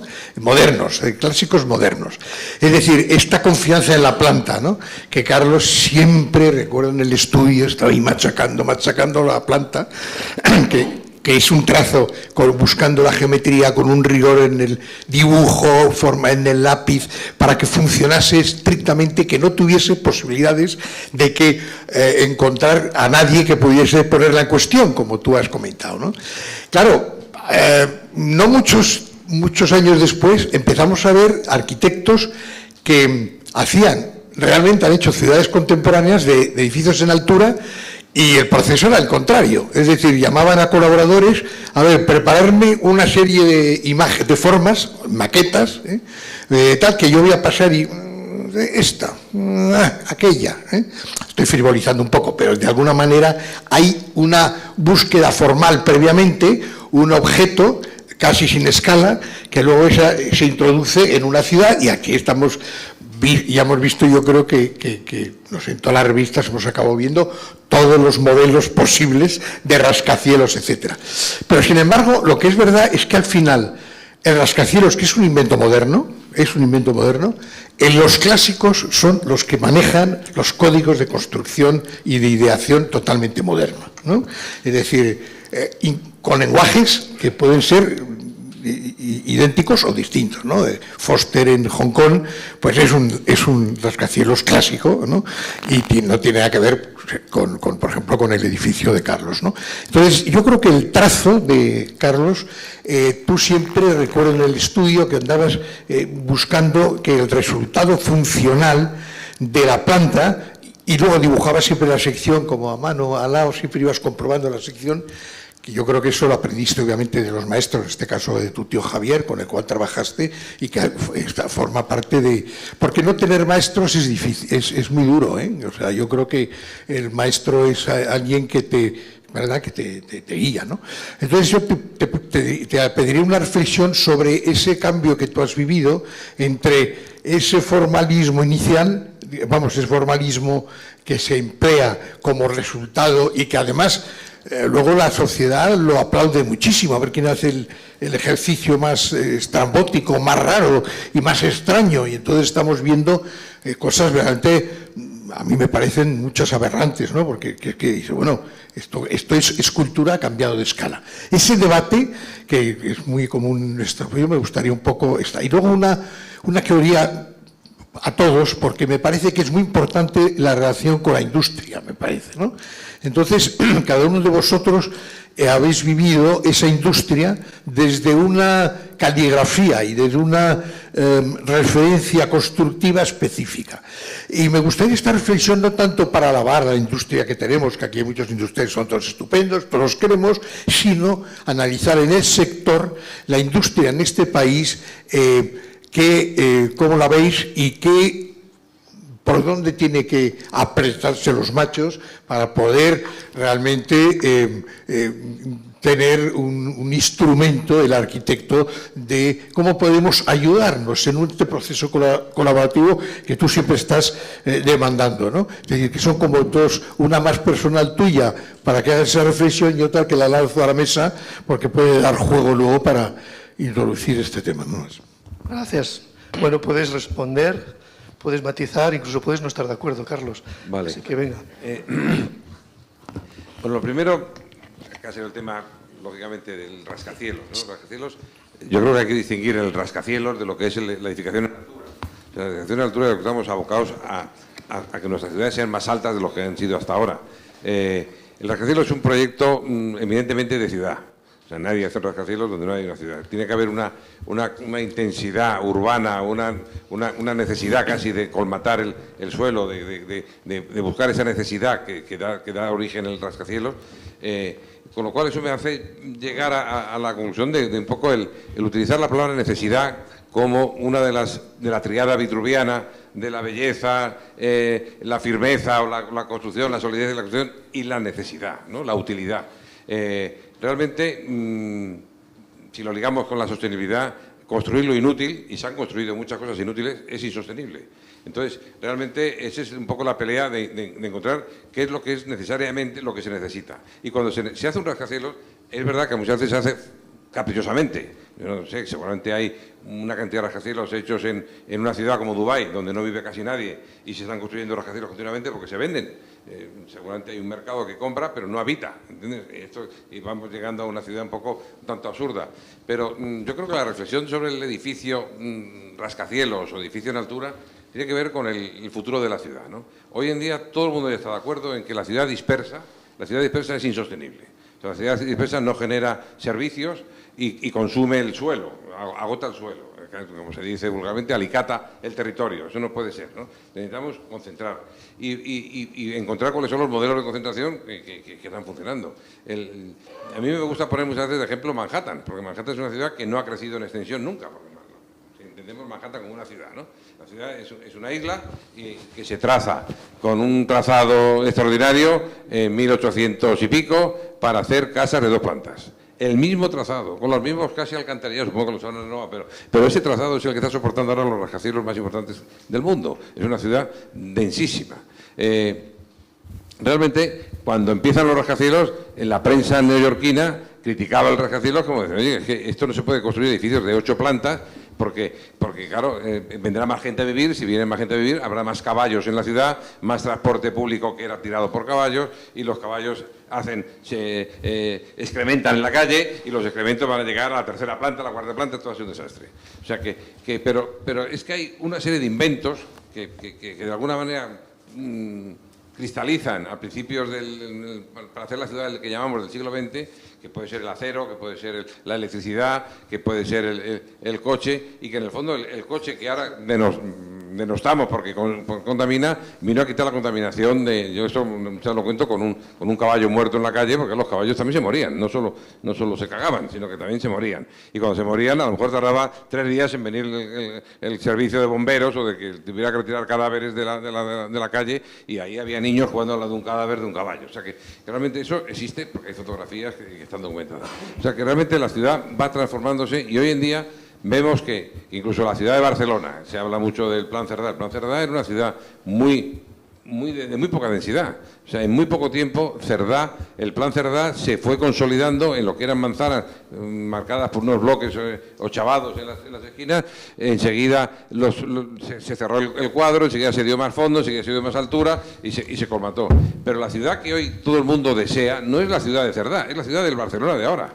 Es la Barcelona de ahora la que puede tener un metro, la que tiene escuelas, la que tiene colegios, la que tiene hospitales, la que tiene autobuses, la que tiene metro, la que tiene todos los servicios. Eso es la ciudad contemporánea, y a esa ciudad tenemos que ir, porque lo que no vamos a hacer es seguir extendiendo las ciudades. Con lo cual las ciudades tendrán que crecer sobre sí mismas y seguramente desocuparse de alguna manera los coches, ¿no? El coche es un bien, la mayoría de los coches son, objetos particulares, de propiedad privada, que utiliza el espacio público, y porque puedes pagar una tarjetita, porque puedes pagar, dejas el coche, como si yo dejara un sofá en la calle. Oye, que los sofás, yo tengo un sofá que lo utilizo mucho para cuando venga mi suegra, pero lo dejo en la calle y cuando viene mi suegra lo subo arriba. Eso es un poco lo que estamos pasando con los coches. Los coches tendrán que desaparecer, el coche privado, y haber un coche colectivo, un coche que ya se está hablando de ello, un coche que incluso le llamas por teléfono y te viene el coche, porque no lo conduce ya nadie, o si no habrá un servicio de un conductor que te lo trae. El coche no estará en la ciudad. Sin embargo, es importantísimo que circulen coches, pero los coches no son o privados, pero no aparcan, ¿no? Y cuando no aparquen los coches vamos a poder generar esos espacios, jardines de proximidad, con lo cual yo estoy convencido que la ciudad del futuro va a ser más alta, más densa, más verde y más atenta con su patrimonio, para que sea distinta de otras ciudades. O sea, que realmente hoy estamos viendo cómo el patrimonio en los años 60 no se valoraba, y se destruyó Leal en Francia, aquí se destruyó Olavide, y ya a partir de eso ya saltaron todas las alarmas. Oye, y ya no se toca un edificio, ahora conservamos todo porque es nuestra identidad, nos sentimos reflejados en esos edificios, ¿no? Realmente yo creo que el edificio en altura, pues en media altura seguramente va a seguir existiendo. Lo que va a desaparecer seguramente en las ciudades occidentales, en las que yo creo que de las que estamos hablando, es posible que desaparezca el rascacielos espectáculo, ese yo más alto y yo más alto sin necesidad de ser más alto, pero únicamente por ganar esa absurda competición. Se están hablando ya de rascacielos o de torres hasta de 30 plantas en madera.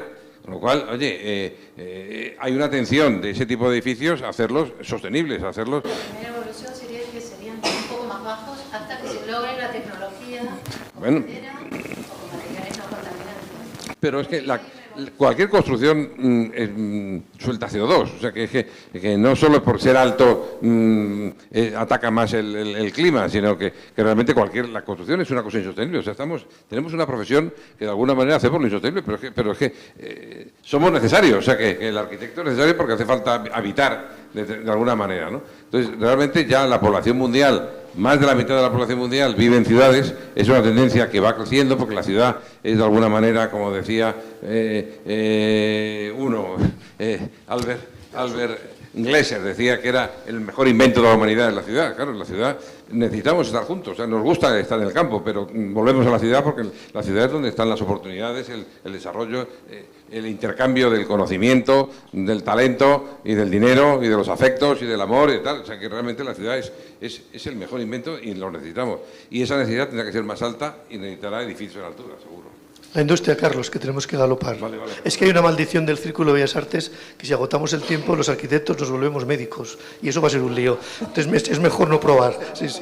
Industria. Bueno, no he dicho nada de lo de César, pero bueno. Sí, industria. Te ha preguntado por la industria. Bueno, no sé, yo de la industria no lo sé. Realmente se está hablando mucho de la prefabricación, empresas que están intentando encontrar sistemas de prefabricación. Bueno, yo creo que sí, que más ya... industrialización, ¿no? Más que prefabricación. Sí. Pero bueno, la industrialización ya existe, o sea, existen los sanitarios, los grifos, las ventanas, no sé qué. Yo lo que no sé, si en España, que tenemos una de las empresas constructoras más grandes, ¿por qué no tenemos las mejores carpinterías de aluminio y no tenemos las mejores? Sino que bueno, ahí están reinadas, efectivamente, pero no hay una competición en España que se haya puesto de forma puntera a resolver el problema de la construcción del futuro, ¿no? Bueno, hay una sutileza. Carlos es muy sutil. Nos está hablando de, quizás no tenemos que hablar de España, tenemos que hablar de Europa. También cambia el rango, ¿no? Y el lugar. Y también te ha dicho algo, Liliana, entendido, a lo mejor me lo niegas, que es que no te preocupes porque en la medida que hay habitantes hay ciudad. Si no hay habitantes no hay ciudad ni rascacielos, ¿no? Que al final me parecía que era el fondo de tu primera respuesta. Vamos a seguir con el galope. Nos falta saber la opinión de... ¿Puedo decir una cosa de lo que ha dicho Lili? Sí, por supuesto. La pregunta de Lili con respecto al tema de la altura, que en el fondo la altura es también la densidad, viene de algo que no estamos hablando, yo creo, o que se está empezando a hablar hoy día, es que nuestras ciudades las tenemos que diseñar al revés. Es decir, lo que tenemos que generar es cómo es el lugar en el que queremos vivir. Y el lugar en el que queremos vivir es el vacío, no es lo construido. Sí, o sea, es decir, hay que diseñar el espacio vacío, que es el espacio colectivo, el espacio de todas esas maravillosas relaciones que nos llevamos. Entonces, si tú empiezas diseñando el espacio vacío, eso te dará como resultado cuánto puedo crecer en altura, cuánto puedo crecer en densidad, cuánto me sobra o cuánto me falta. Es decir, no es un juego de aquí puedo hacer una torre como estas que están haciendo en Nueva York, esos pitillos de viviendas, ¿no? Aquí hago... No. ¿Qué trascendencia tiene para la calle en la que puedan volver a jugar los niños, que se vuelva a poder pasear, por supuesto, lo del coche, la chatarra esa que tenemos, habrá que colocarla en algún sitio, todo eso. Pero si lo hacemos al revés, llegaríamos a esa conclusión. Y entonces no tendría sentido, posiblemente, si yo estoy diseñando un espacio urbano, yo casi ahí me daría la altura. O sea, no sería un ejercicio de a ver quién construye el más alto. No, oiga, este barrio necesita esta densidad, necesita estos usos, necesita este espacio abierto, necesita este soleamiento, y entonces te daría la altura, porque lo de la altura, yo en eso no estoy de acuerdo contigo. No hay por qué seguir construyendo cada vez más alto. Lo que hay que buscar es cuál es la densidad para vivir bien. Y por supuesto, diseñarla cómo podemos vivir en ese espacio público. Ese es mi planteamiento, vamos. Pero, Feli. Un segundo. Es verdad que el espacio público es fundamental, es fundamental. O sea, que no estoy diciendo que no haya un espacio público y un espacio diseñado. No solo es el espacio del vacío, sino el espacio del vacío diseñado y con intención. Pero realmente, si vuelvo a poner el ejemplo de lo que pasa en Manhattan cuando hace un edificio alto libera suelo. O sea, que cada vez hay más aceras que las que tenía el Manhattan de 1800 y pico. Poco cuento, liberar suelo. Esa era la teoría. No, cuento no. Liliana dice que es un poco cuento. Eso solo hay que viajar y verlo, o sea que eso es así. Sí, claro que se han ido para atrás. Pasas por aceras que son de las antiguas construcciones y en otras calles que son distintas. Realmente eso es así. Yo no digo que sea el ideal al que tengamos que copiar, pero es un referente en el que podemos mirarnos. O sea y eso están hablando casi de edificios de gran altura. Yo no estoy hablando de eso, yo estoy hablando de edificios que ya se está viendo en Madrid. En Madrid están haciendo torres de 14, de 15, de 16 plantas, cuando antes se hacían solo de 6 y de 7. O sea que realmente cada vez hay más edificación en altura porque se necesita esa densidad. O sea que la densidad es algo deseable que estaba mal visto hace a lo mejor X años y que ahora todo el mundo está de acuerdo en que hasta el asfalto es verde, de alguna manera, ¿no? Estáis mencionando una contradicción que yo antes la situaba en el tiempo, el fuera del tiempo y el tiempo presente simultáneo. Y ahora a los urbanistas les oigo hablar mucho de permeabilidad otra vez. O sea, no distinguen tanto lo vacío y lo lleno, sino que hablan más de la intersección entre los cuerpos y el viejo vacío, ¿no? Manhattan es un ejemplo de permeabilidad hacia abajo. O sea, cada ciudad lo resuelve según el lugar donde ocurren las cosas, entiendo, ¿no? Pero bueno, está bien la observación, Jerónimo.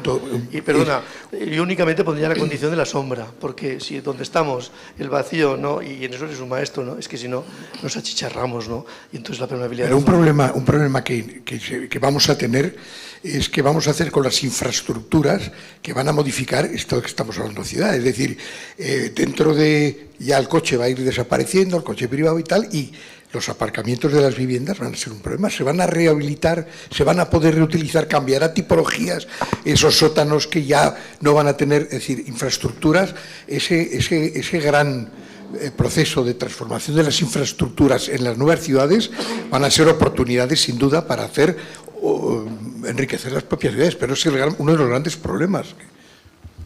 Ahí dejamos el asunto de momento. Esto seguirá, ¿eh? Esto no se acaba aquí.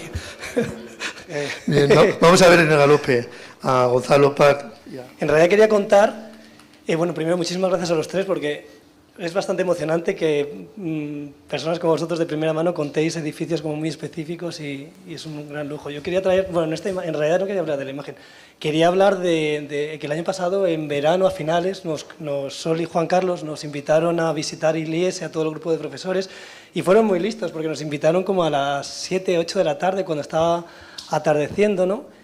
Y estaba también Isao Suzuki haciendo las fotos en ese momento, que no sé si fue coincidencia, pero fue bastante emocionante. O sea, hoy he visto las fotos por primera vez, que no sé si las habéis publicado o no antes, pero las fotos en realidad son muy bonitas, son alucinantes, pero no le hacen justicia a lo que realmente pasa allí, ¿no? Que es una cosa realmente emocionante. O sea, la marquesina pliegue que conecta el edificio principal con el auditorio, en realidad tiene una condición muy espectacular, pero sobre todo desde el punto de vista acústico y también desde el punto de vista olfativo, porque está como rodeado de todo lleno de pinos, es muy interesante, ¿no? Entonces, esta imagen que no la había traído por referencia, en realidad, porque hay una relación como muy directa, en realidad es cuando Félix nos pide que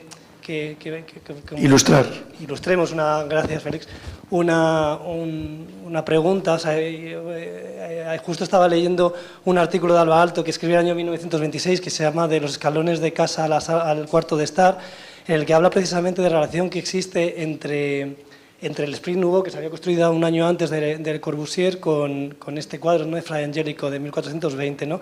Y entonces lo interesante del artículo es que habla de cómo el pensamiento binario que hasta entonces había imperado, ¿no?, como en realidad el mundo se había clasificado en estás dentro, estás fuera, eres hombre o eres mujer, estás arriba o estás abajo, estás vivo o estás muerto, ¿no? Frente a esto hay una idea que es todo lo contrario, que es un pensamiento que habla del entre, ¿no?, de entre lo público y lo privado, entre lo colectivo y lo individual. Y es precisamente lo que le pasa al atrio, que esta imagen en realidad es importante, sí, pero la de Sol y Juan Carlos en realidad habla de esa condición del entre, ¿no? Y a mí la pregunta que quería hacer es como qué importancia le dais al diseño de los espacios intermedios en vuestra obra en general y en el IES en particular. Gracias. Genial. Aranza, adelante. Muchas gracias. Yo, tomando literalmente el título de la sesión, ¿no?, de trazas, trazos, trozos, me he permitido como mirar en detalle este trozo que proponíais directamente, el atrio del IES, pues todavía os propongo hacer un zoom, acercarnos un poco más y fijarnos en un trozo de esta pieza que es el vértice. Rastreando en vuestra obra podemos ver cómo reiteradamente fotografiáis ese punto clave, ¿no?, ese punto de intersección donde se unen las aristas de vuestros pliegues. Y me parece como intrigante. Entonces, he estado tratando de reflexionar sobre ello, ¿no?, sobre este lugar de encuentro, pero también lo considero un lugar de romance entre las dimensiones. Ese lugar en el que la unidimensionalidad del punto, cuando te acercas mucho, empiezas a alejarte, se convierte en bidimensional y alcanzas esa tridimensionalidad, que es plástica, pero también es cautivadora y también es atemporal, como tú decías, ¿no? Entonces, recordé una conversación en otra visita con vosotros, pero esta vez en vuestro estudio, en el que comentasteis, prestad atención a estos puntos, porque podéis ver cuando un pliegue está bien construido, cuando estos puntos son tan claros, ¿no?, y precisos como los vemos en estas imágenes. Entonces, considero también que estos puntos son ese trazo preciso que caracteriza vuestra arquitectura, en el que yo creo que se manifiesta de una forma muy clara esa intersección entre la técnica y lo conceptual de vuestras piezas, ¿no? Ese núcleo intelectual y corteza plástica que comentaba Antón, que me parece como una dualidad muy interesante.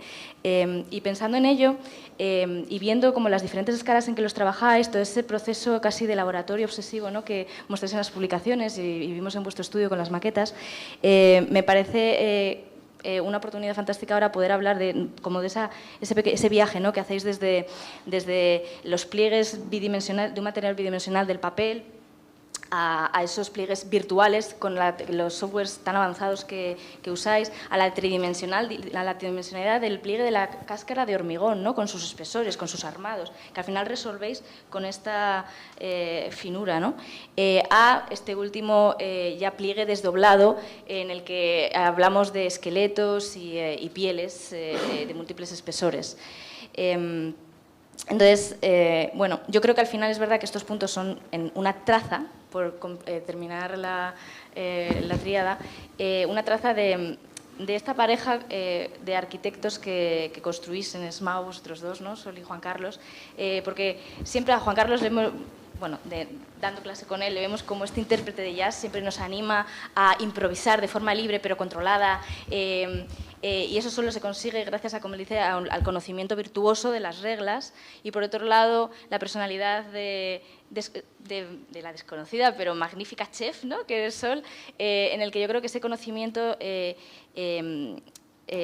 como sincero y íntimo del material y ese afán explorador de las nuevas tecnologías os permiten así a ambos improvisar y cocinar nuevos pliegues, vértices o vórtices, ¿no?, de una forma incansable, como podemos ver en vuestro trabajo. Entonces yo os preguntaría cómo abordáis la construcción desde el punto de vista de estos vértices, desde el punto de vista o plástico, geométrico, estructural, material, espacial y o personal, desde el que quieras. Venga, Sol, ¿cómo? Ilumínanos. Bueno, muchas gracias por las preguntas. La verdad es que las estaba comentando con Juan Carlos hoy porque nos parece que las dos han dado en el clavo. O sea, es que habéis entrado en los puntos que hablamos entre nosotros, que nos preocupan y que forman parte casi de nuestra cocina interna, ¿no? Entonces nos ha parecido bastante sorprendente la manera en que lo habéis abordado. Juan Carlos quería haberos contestado él y haber hablado más sobre este tema, pero no ha podido venir al final, así que lo haré yo. Pero los dos son temas que dan para... O sea, el tema del vértice y el tema de los espacios intersticiales, cualquiera de ellos da para una conferencia completa o para hacer una tesis. O sea, que cuando queráis, pues damos una conferencia juntos o lo hacemos o lo pensamos, porque son temas que están muy bien y que además bueno, están presentes en la arquitectura, ¿no? Hablando de los espacios intersticiales, yo creo que es algo que está siempre presente en la arquitectura. Para nosotros es un tema fundamental en todas nuestras obras. En concreto, en el IES, como ese espacio en que nosotros hablamos de la transición, esa sucesión de espacios concatenados, desde del interior al exterior, cómo se van relacionando entre sí y cómo van generando diferentes ámbitos, entre ellos con diferentes escalas, con compresiones, dilataciones, etc. Son una parte esencial del IES, pero también de todos los proyectos que nos planteamos, ¿no? El Museo de Alicante, los espacios interiores que se van concatenando, o bueno, casi en cualquiera de los edificios que hacemos.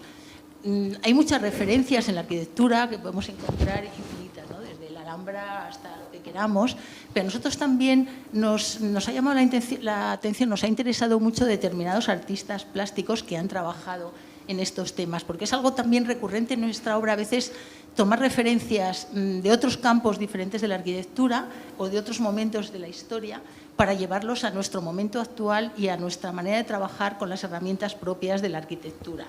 Entonces, eso pasa, por ejemplo, con Richard Serra, la magnífica pieza de las 7 láminas del Guggenheim, en la que lo importante son esos intersticios en la que, como tú decías, es importante hasta el sonido, ¿no? Si das una palmada, suena diferente en cada uno de esos intersticios, cómo se va percibiendo ese recorrido, etcétera. Eso ha sido siempre un referente para nosotros, una de las obras que nos ha interesado. Y otra también más temprana y quizá de las primeras que ha explorado sobre este tema es Giacometti, que Giacometti, además de ser un escultor, era un magnífico fotógrafo y cuando hace esas fotografías en las que coge 2 piezas y las pone en relación, y fotografía el espacio que genera entre ellas. O sea, ese espacio intersticial que están formando los 2 objetos, ¿no? Eso es algo que siempre hemos querido llevar a la arquitectura y ver cómo 2 objetos o 2 piezas materiales son capaces de generar un espacio entre ellos que cambia según se van acercando o alejando las piezas. Hay un momento de máxima tensión que es cuando realmente ese vacío que hay entre ellas se hace presente. Igual que en Chillida, que sabéis que siempre hemos tenido mucha relación con él y que es un referente y ha sido un maestro para nosotros, uno de los maestros que hemos tenido, pero de fuera de la arquitectura, y que también ha influido mucho también en relación con este tipo de temas que están siempre presentes. En el caso del vértice, pues también es un tema fundamental para nosotros porque precisamente ese vértice, que es un punto solo de mínima materialidad, es el punto de máxima tensión en los pliegues, de máxima tensión en esos espacios que genera. Y es un tema que está muy bien ligado no solo con el tema espacial, perceptivo, etcétera, sino también de pasar de lo que hoy quería contar en la conferencia, que es cómo pasar del concepto, del planteamiento inicial, a la construcción. Porque cuando nosotros empezamos a trabajar con un pliegue, partimos de un plano, partimos de una cartulina en la que se van realizando una serie de operaciones, de tensiones, se va plegando, cortando, etcétera, y se generan esos vértices, pero que realmente no tienen grosor. Son unos muy fáciles de ver o de entender porque no tienen grosor, porque están hechos con una cartulina. Pero hay un proceso importante de trabajo, que ahí es donde intervienen todos estos procesos de parametrización, etcétera, que es cómo dar grosor a eso que tú decías en hormigón o en el material que sea, pero cuando tiene grosor empiezan a pasar otras cosas. Por ejemplo, el pliegue que está ahí de la capilla, ese punto donde llegan 7 planos es la tercera de arriba, la que está en el medio arriba, ese punto en el que llegan 7 planos, cuando pasa la realidad se desdoblan 2, porque tiene ese grosor de ese muro y todos los puntos llegan a ese plano. A veces cuando se da grosor hacia arriba empiezan a pasar otras cosas o los planos se alabean. Eso es una pregunta que nos hicieron, por ejemplo, en una conferencia en el MIT también, una profesora de estructuras, no era de estructuras, estaba buscando la manera de encontrar un programa informático que resolviera cómo dar grosor a un elemento a través de un programa de ordenador. Y nos dijo que llevaba mucho tiempo trabajando en eso, que cómo lo habíamos conseguido, que qué programa usábamos. Nosotros le dijimos que no usábamos ningún programa, que realmente es la lógica constructiva. O sea, que realmente cuando estás en la obra en la capilla, que no teníamos parametrización ni podíamos definir exactamente los puntos, nosotros le dábamos simplemente las coordenadas en el espacio. Pero luego venía un constructor del pueblo de allí que se acababa de comprar una hormigonera de juguete para hacer la obra, prácticamente, y le dices de aquí hasta aquí y llegas como puedas, y llegas. O sea, si tienes que llegar, llegas y al final es un punto. Porque lo hace, porque es la lógica constructiva de cómo se va trabajando y cómo realmente se hacen las cosas en la realidad, ¿no? Entonces, ese punto que conceptualmente es el punto de más tensión, el proceso es cómo llevar ese punto conceptual a la realidad construida y que siga siendo un punto y que siga generando esa tensión. Ya veis, ¿no? Decíamos oficio al principio, oficio de arquitectos que consigue que esa traza, algo tan abstracto, una traza puede llegar a ser incluso una estrategia, acaba en un trozo que no puede ser más material. Dices trozo y ya tocas materia, ¿no? Es el salto entre ambas cosas. Creo que te ha respondido magníficamente, Sol. Nos queda una intervención, teníamos un pequeño margen porque hemos empezado poco tarde, pero estamos terminando, que es de Carmen Martínez Arroyo, que nos ayudará con una síntesis de lo que ha ocurrido en la conversación de hoy y nos ofrecerá, yo creo que lo vamos a hacer así, una pregunta que va a quedar flotando, que nos la va a dirigir a todos, ¿no? y que la podremos comentar ahora mientras tomamos algo cuando terminemos la sesión. Pero vamos a escuchar a Carmen y su síntesis. Bueno, voy a intentar ser brevísima. Yo poco resumen puedo hacer de lo que ha pasado hoy, porque en realidad creo que los tres arquitectos que han intervenido lo han explicado muy bien. A mí me gustan las cosas muy claras y lo han explicado al pan y al vino, no se han ido por las ramas y lo han explicado clarísimamente, ¿no? Los proyectos que estaban haciendo, bueno, que han hecho, ¿no? Y me ha gustado una cosa, y es que a pesar de que son 3 proyectos completamente diferentes, todos tenían algo en común y muchas cosas en común que yo lo resumiría en tres palabras, ¿no? Control geométrico. Yo no sé si eso viene de aquellos palos que nos pegaban en la escuela en geometría descriptiva, pero tienen un control geométrico absoluto. La segunda cosa es el tema constructivo, lo acaba de mencionar Sol, la materialidad, el control de la construcción, por encima de todo construcción. Y otra cosa que ha aparecido aquí y que es importantísima y que Jero ha insistido en ella, que ahora mismo la sostenibilidad, que es la palabra clima, ¿no? A mí me ha encantado cuando en la ponencia de Jerónimo Junquera apareció ese sol amarillo casi que ocupaba toda la pantalla, ¿no? Y yo me acordaba, justamente cuando lo estaba contando, me acordaba de estos activistas del clima que sabéis que han ido pintando los girasoles de Van Gogh esta semana, la joven de la perla, ¿no? Y yo decía, claro, es que aquí tenemos 3 activistas, ¿no?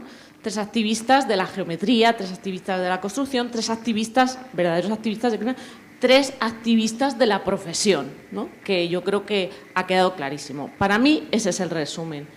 Y bueno, cuando me propuso Félix hacer una pregunta, claro, yo pensé aquello de Cedric Price, ¿no?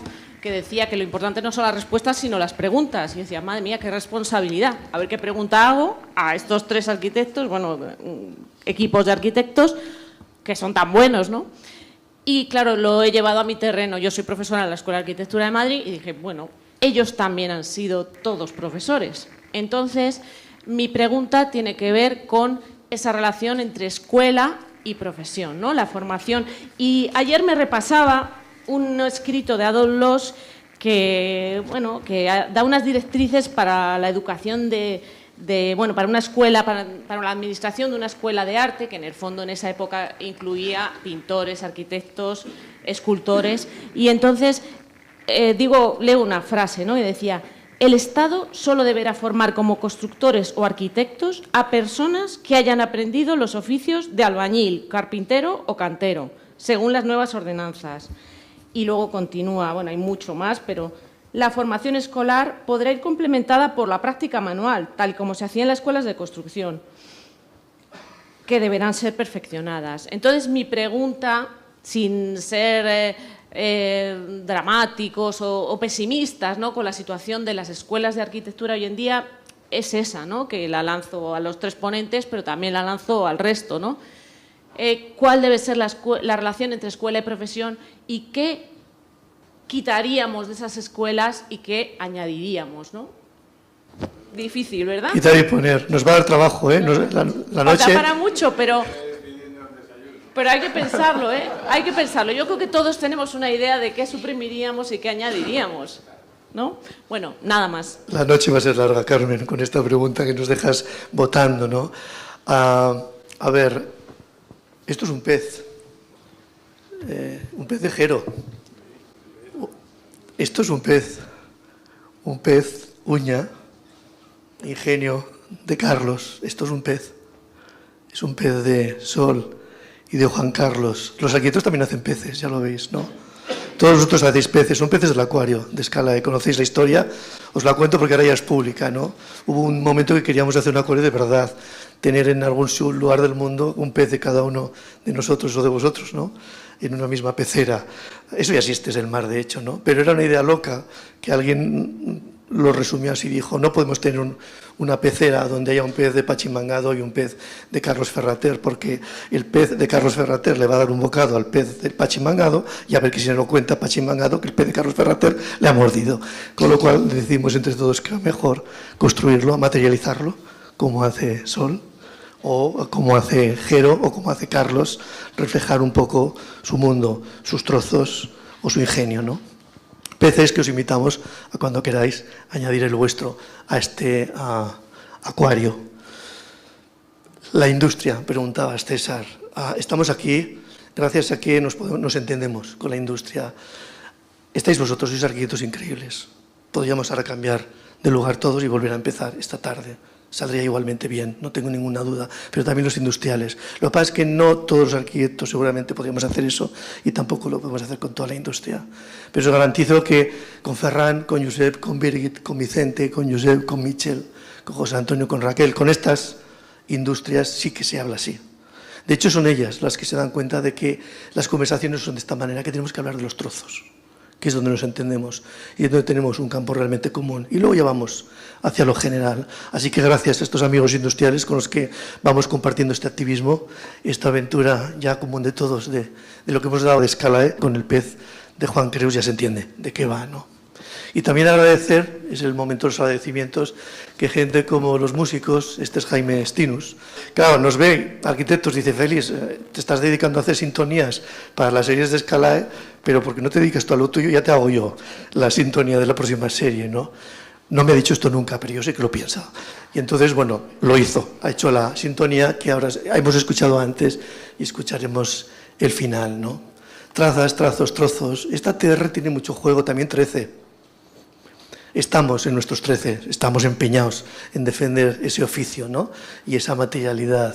Pero también trizas, estamos todos hechos ya trizas cuando acaba hoy el día, ¿no? Da mucho juego el TR.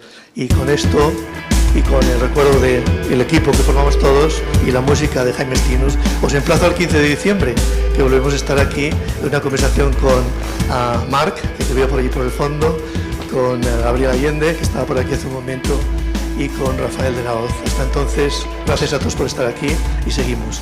Gracias.